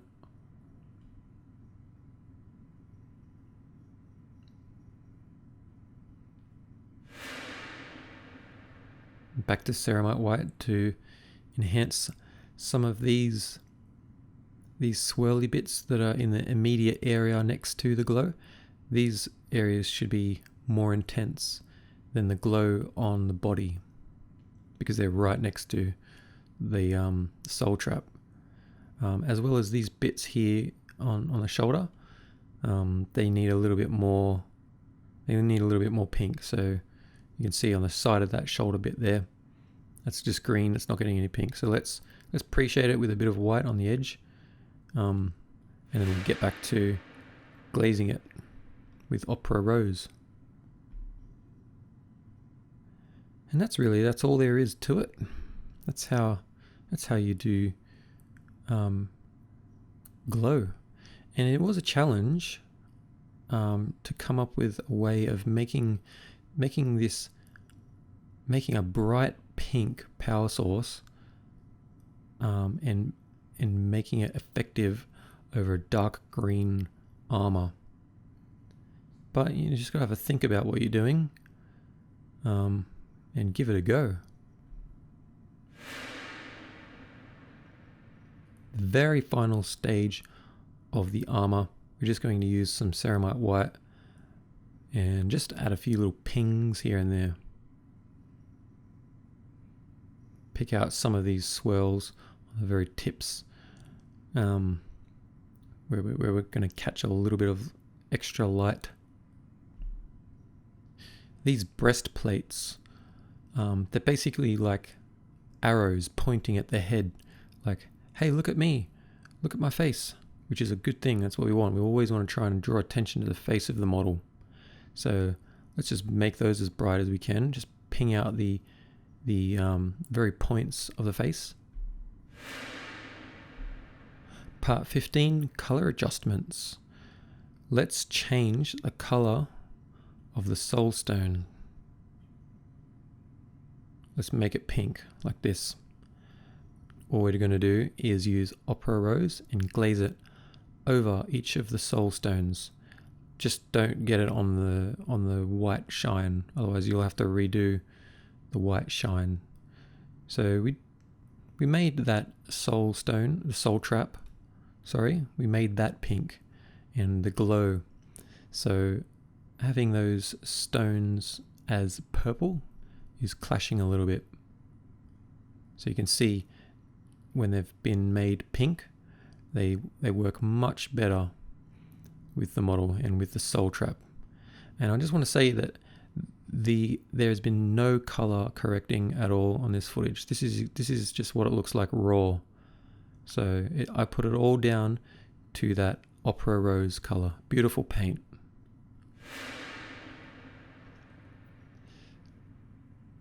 We want to quickly add a little bit of Ulthuan grey to the bone areas. I love the color of the bone, but it's very warm. A Shabdi bone and Screaming Skull, they're very yellow in color, very warm.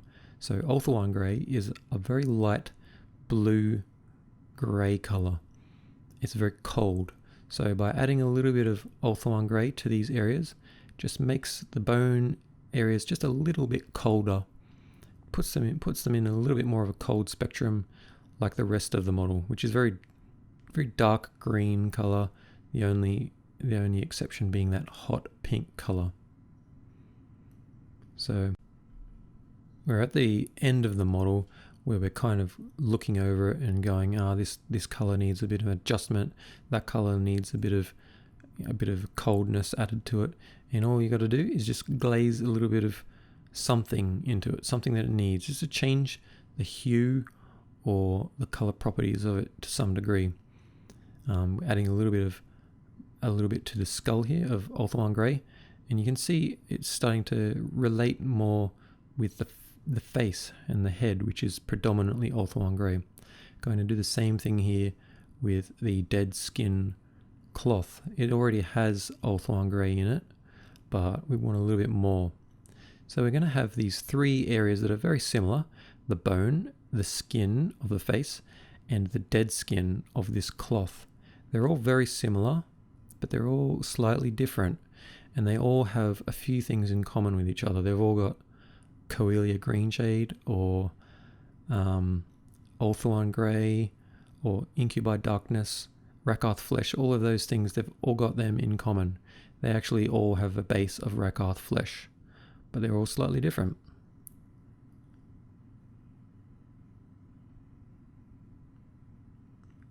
He's starting to come together now.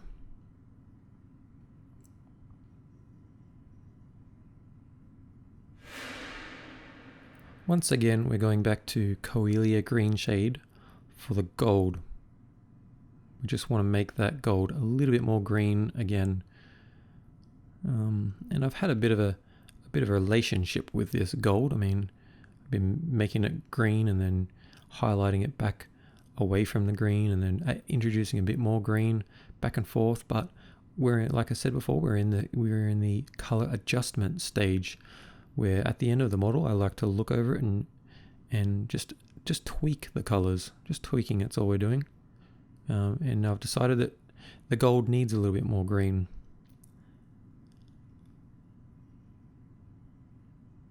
So simply glazing a little bit, just a tiny little bit of Coelia Greenshade, and also creating a bit of a shadow. We can add a sneaky little bit of Coelia Greenshade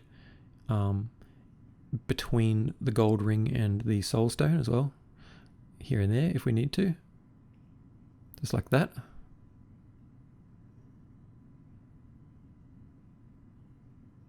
We're just refining everything. This little bit here, we made a mistake earlier. It looked a bit chalky and streaky, so all we need to do is get some Incubi Darkness and just glaze over it and blend it out.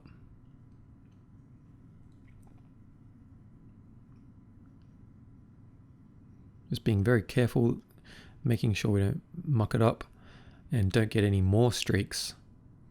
Trying to get out the streaks and putting more streaks in. So we're just being very gentle, and a little bit there, a little bit here and there, where it's a little bit patchy. Just fixing it up. Now take note of the smoke on the soul trap here. The tip of it gets lost because it's black. So what we're going to do is going to use blue violet or Gene Steel purple if you want, and all we're doing is picking out the very tip of it. So mix a bit of white with that color and just get it right on the tip. So now we can see it. It's time to paint a bit of a space scene for the base. I'm going to just use Nagaroth Night and mix it with water and slap it all over the base. Just whack it all over the whole surface area. Don't need to be neat or anything, just get it on there quick. And then switch to some Kalador Sky while that Nagaroth is still wet. And start just blending this into it. Just get it in there, just get a bit of that purple, get a bit of the blue, swirl it all together. Don't mix it up so that it all becomes one color. Get some more Kalador Sky, get that in there. Bit of swirling action happening, bit of this, bit of that. Bit up and down, bit of left to right. Bit of swirly whirly. Oh, bit of water. Quick, get some water in there. Keep it live. Righto. Use a compass. And we're going to draw a rough outline of a planet. We're going to hit up Sotek Green now. Going to mix some water with it. Hit it with a towel. And we're about to get into it. We're going to start painting the planet. No, we're not. Oh, yes we are. We're going to paint the planet with this Sotek Green. We're going to be really careful when we get to the horizon of the planet. We don't want to get any of this paint into the sky. Quickly paint the inside of it as fast as we can. We're on a mission to paint this planet quick before it dries. Ulthuan Grey, let's get it. Quickly just start dabbling some of it in here. What we're doing here, we're creating a bit of continents, a bit of ocean, a bit of mountains, mountain ranges, whatever, I don't know, just some texture. Let's just get it on there and we'll think about it later.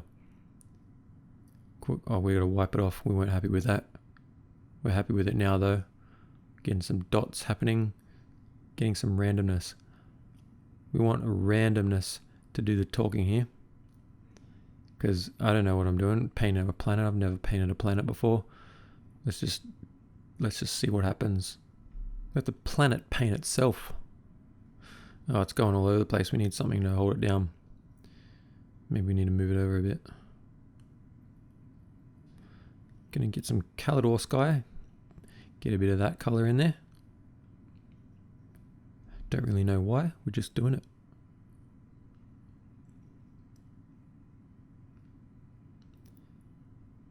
Oh, we need some Abaddon black now. Gonna create a little bit of depth. Yeah, remember this paint's, we're working this quick so that all the paint stays wet and we can blend it together. However, we don't want to mash it all up into one big ugly color. Oh, that's heaps better. Now the thing's not just gonna be bouncing around all over the place. Yeah, so we don't want to mix up all these colors. If we were to mix all of this together, it's going to be one big ugly color. Probably just going to be black in it. So important that we just let the colors swirl together, but not fully mix together. And that's going to create interesting textures for us. Interesting textures, interesting colors, and the randomness that we want.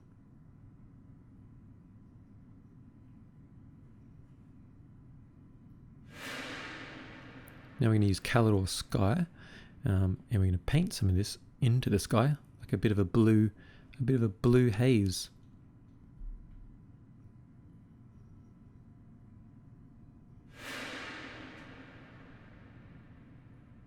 And we'll do the same thing with Abaddon Black, and it's thinned right down, of course.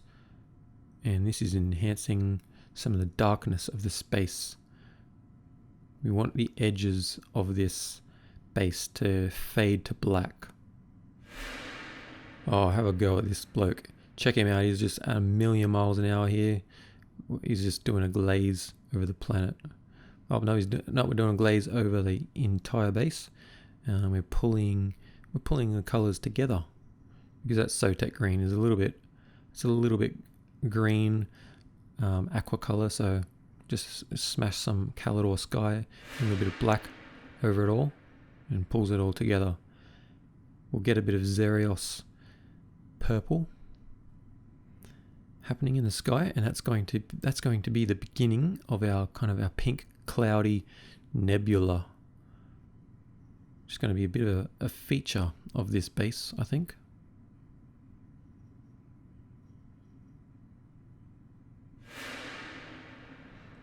Let's start painting some detail on the planet using Rakarth flesh, and we're going to our fine brush now. We're doing stippling. Well, we're not quite doing stippling. We're just kind of poking random dots and random shapes all over the place. We don't really know what we're doing. We're honestly being random here, and we're letting the randomness dictate what this planet is going to look like. So I'm being serious when I'm saying let the planet paint itself, let it do the talking. We just got to think of a few things in the back of our mind while we're doing this. Think about things like oceans and continents, craters, those swirly storm-looking things when you see the planet from space.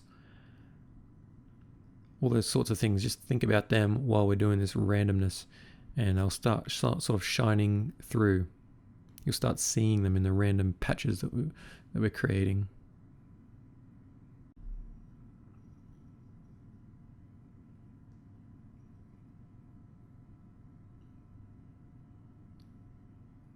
And we want to make the shapes and dots and everything that we do get thinner the closer we get to the horizon, because that's how perspective works. Things will kind of thin out and flatten out the further around the planet they go.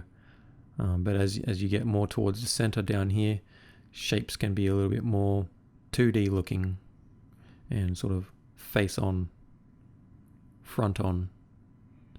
So you just got to think of a few basic concepts while we're doing this, while we're being random. So you can't be too random and just make things look silly. Just got to think of a few basic principles while we're doing it. We use some Abaddon black, just continuing this, and you'll start to see some kind of oceans forming or continents here. Got some dividing lines, some like kind of inlet type things happening just by painting some black scribbly lines. Starting to look like a real planet. We've got kind of a bit of an ocean type thing there.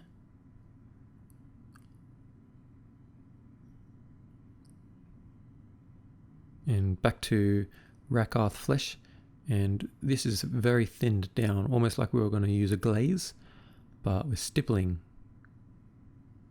And the dots kind of get tighter as you get closer towards the horizon. There we go. That looks pretty good. Not bad for.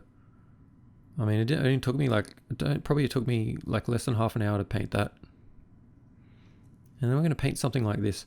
These fellas, these kind of Drukhari battleships. So the idea for this base came to me while in a dream. And I'm fair dinkum about that. It happened with my white scar as well. I had a dream about a white scar that was a samurai. And then I had a dream about this guy, where he was on a base, standing inside his spaceship, looking through a window that he's standing on, looking downwards at an armada, his spaceships, his fleet or whatever, and they're all flying to war. And it was really epic in my dream, and I wanted to try and recreate that. And believe it or not, a lot of my cool ideas come from dreams. And I have a sketchbook next to my bed. On my bedside table I have a sketchbook, and when I wake up in the morning and I've had a really cool idea or whatever, I sketch it out or draw it out or write it down so I don't forget, because you can easily forget your dreams. And so I had the dream for this guy, And the very next night, I had a dream about the next model that I'm painting for you guys. And I'm not going to tell you what it is because it's a surprise. But it's really cool. I can't wait to do it. But my point is, I go to bed often thinking about what I've just finished painting, or what I'm working on. And I think that kind of helps me come up with the ideas in my dreams. Like I go to sleep thinking about it, so I dream about it, and then I wake up and I quickly write the idea down. So that's one way that I come up with the cool ideas. The other idea is you got to work an idea. You can't just magically expect a light bulb to just go ping and you've just got a brilliant idea for something. You got to sit down and work an idea. You got to think about it. You got to try and force an idea. You got to come up with it. You got to work for it. So a lot of the time when I'm especially lately when I'm really thinking outside the box for you guys, that's what I'm doing. I sit down and I go, what's something I can do that no one else has done? And that's how I came up with the Space Marine trapped in ice. I had a different base that I'd already built for that Night Lord, and I just basically put it in a bin because it was just boring. And I said to myself, how can I create something that's simple but awesome that no one else has seen? I sat down and I just thought about it, and you work for it. You try and come up with an idea. You don't just wait for the idea to come to you. Anyway, I'm rambling on a little bit, and I do want to make a full-on video about this, coming up with ideas, because I really want you guys to be coming up with cool ideas for your models, like the generals for your armies and stuff like that. And that's kind of what I'm focusing on. I'm focusing on generals and heroes and those really cool models, at least at the moment. But I want you guys to come up with this cool stuff, and I want to show you how to have the ideas in the first place. But I'm getting a little bit sidetracked here, and we've sort of lost a whole bunch of time here. But you know what I'm doing at the moment, you're just basically building up layers. I started out these spaceships by sketching out a black shape and just gradually refined them, and then started adding highlights. And the highlights were mostly stippled because I found that you could, there we go, we're using our magical pink color again. But I find that when you're doing something this tiny, this detailed, that stippling, basically creating tiny little dots, created sharper detail than trying to glaze.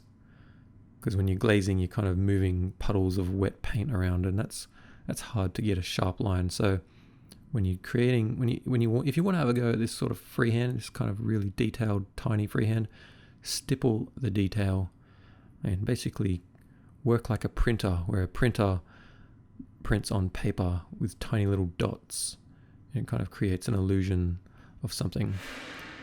That's kind of what I'm doing here. Let's create some little turbo thrusters, some little boosts, little jets, whatever you want to call them. Ceramite white, that's all it is. Just paint a little triangle shape, a little boost. Little jet thruster.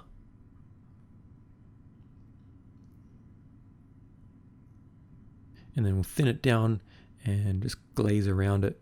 Push that thinned paint into the solid, the opaque jet part, and that creates a little bit of a blur. And you can see that opera pink that we've painted over the nebula. It's the same concept as our OSL that we did on the Archon's body earlier. We want to pre-shade or pre-highlight with white, ceramite white, and then we want to glaze with opera pink over it. Here we're creating a bit of a glow on the planet, because planets do glow in light travels around the globe because it's a sphere, and light just kind of somehow travels around a sphere. I'm not sure on the science on that, but that's just how it works. It's just a bit of thinned down Ulthuan grey blended around the planet's circumference, and we'll add a little bit of that Ulthuan grey to the spaceships here, just highlighting some of the little sharp edges and trying to really define some of the little details there. Here we're going to sharpen a toothpick, much the same way as you would sharpen a stick if you were on Pandora and getting hunted by monsters and stuff. Then we're going to get a bit of blue tack on our thumb and attach this 32mm base to it. Crack at the metal medium, and this little base is going to be a little mini palette for us. We're going to mix some water with it. Thin that paint down a little bit, not too much, just a little bit. And then we're going to use the toothpick to paint stars. Dot, dot, dot, dot, dot, dot. So the reason why we've got this attached to our thumb is because you can only get 2 or 3 stars in one go before the paint dries out. And it just makes it a little bit quicker having the paint right there, only like an inch away from where you're painting it. If you have the paint down on the palette on the desk, paint's probably going to dry by the time it leaves the palette and touches the painting. Now we'll use some Calidor Sky and glaze it around some of the main stars. This is only going to create a little bit of a glow, a little bit of a blue glow around some of those stars. And the stars are going to twinkle because we haven't used white to paint those stars. We use metal medium, which is metallic white. So now when you actually tilt this base in person, when you're holding it, those stars absolutely twinkle and they look real. It's really cool. It's a bit hard to get that effect from just having a look at a picture like this. But when you hold the base and you turn it, and those stars, they catch the light and they twinkle like real stars. It's beautiful. What we're doing here is just creating a bit of a halo effect around some of those spaceships just to make them pop out. Just glazing around them, brightening those colors. And here we go. Here's the finished painting.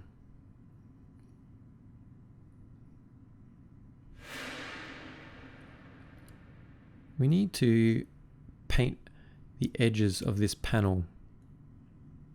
And this panel exists for context. It needs to exist on the base because it needs to tell us that the Archon is going to be standing on a window or a glass panel of some sort, like he's on the bridge in a spaceship and he's looking down at his armada. Otherwise, if this wasn't there, he just looks like he's standing in the sky, or we're not sure what's going on. This way we can see that he's in a spaceship, because this is the panel between two windows. So we need to cut it down and sand the edges so that it's nice and smooth. We don't need to go overboard with it. We just need to make it level with the rim of the base. Part 17, the base resin. Let's get some masking tape and run it around the rim of the base. And we want to keep the same angle of that base rim. And I've run out of tape, so we just add a second piece of tape. And this is just masking tape, nothing fancy. Let's make sure it's all nice and stuck together. And then we need to cut the bottom and the top of that tape. Now we're going to mix up some resin. And there are lots of resins, lots of different types of resins, but you need a 2-part epoxy resin. And just follow the instructions on the bottle and just mix up a little batch Be very careful not to get bubbles in it. Just mix it nice and slowly and gently. And when you pour it, we want to pour a nice thin stream like this. So if there are any bubbles, those bubbles can sometimes come out of that thin stream. And once it's dry, we take off the tape and begin sanding it down. And make sure you wear a mask, boys and girls. And another thing I like to do is wet the sandpaper. Because look at all this shit. You don't want to be breathing all that. Anyway, let's get a little paddle and some of this sticky sandpaper and attach it to that paddle, and we can begin sanding the edge of the base, the rim of it. We're sanding that resin down nice and smooth, making it have that exact same angle as the rim of the base. So we've sanded down to the plastic, which is fine. Now we're going to take a Dark Eldar gun and make a bit of a light or a bit of tech or something. Again, this is just context, just to make it look like we're inside a spaceship. So we just cut it down and then glue it to the base, like so.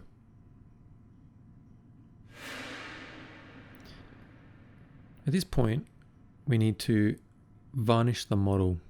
We're going to use matte varnish for the miniature. And we're going to use hard coat or gloss varnish for the base. And make sure you wipe off all of the dust before you do this, because I didn't, and I got a little bit of dust. So you can see that it's a little bit rough in parts. But anyway, it's not too bad. We can live with it. After we sand down the rim, we can paint Abaddon black using Games Workshop's best Citadel brush, the large base brush. And we need to paint this little window panel with Abaddon black too. Yeah, and really we should be using black primer for this. Is that what we're using right now? No, it is not. But it's fine. Should be right. Incubi Darkness, that's what we're going to use to highlight the black, just as we have for the rest of the model in all the other black areas.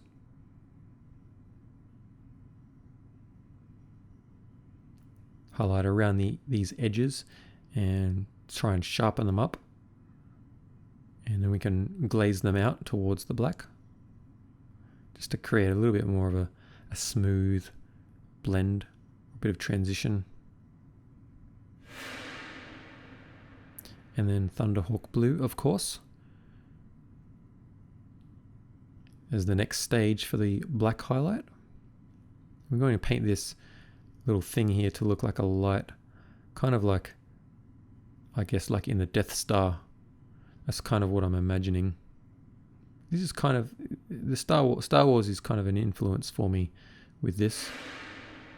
You know, when they're like in the Star Destroyers or the Death Star and they're looking out the windows at the space.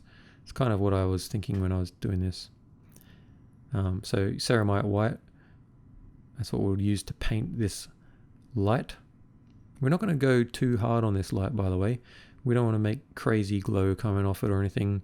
We don't want it to draw too much attention from the model. We just want it to be there and to provide a bit of context and a bit of story to this base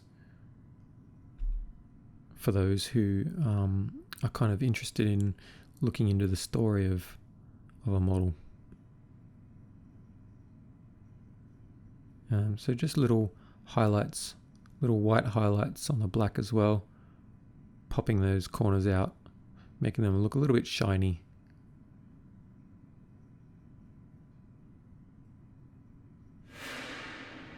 We'll use some thinned down Ulthuan grey and just flood that into this light just to fill up any unpainted areas and give it a little bit of a bluey colour, just a slight blue colour. And then we'll add a little bit of glow around the outside here, just very subtle. Then we're ready to clip off the miniature and attach him to the base. Now we need to locate where we're going to put him, and I decided to put him quite far up the back of the base so that we can see the front detail and all that space scene. So we've got to just press in that pin to the base and make a little mark, and that tells us where we've got to drill. And once we've drilled a hole, we can super glue him to the base, and then we're all finished.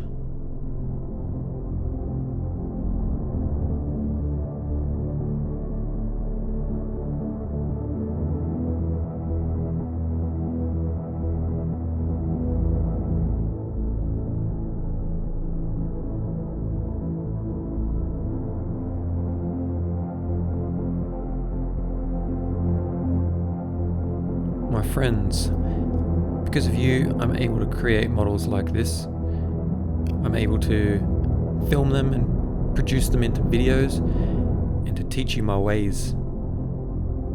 And I appreciate that so much.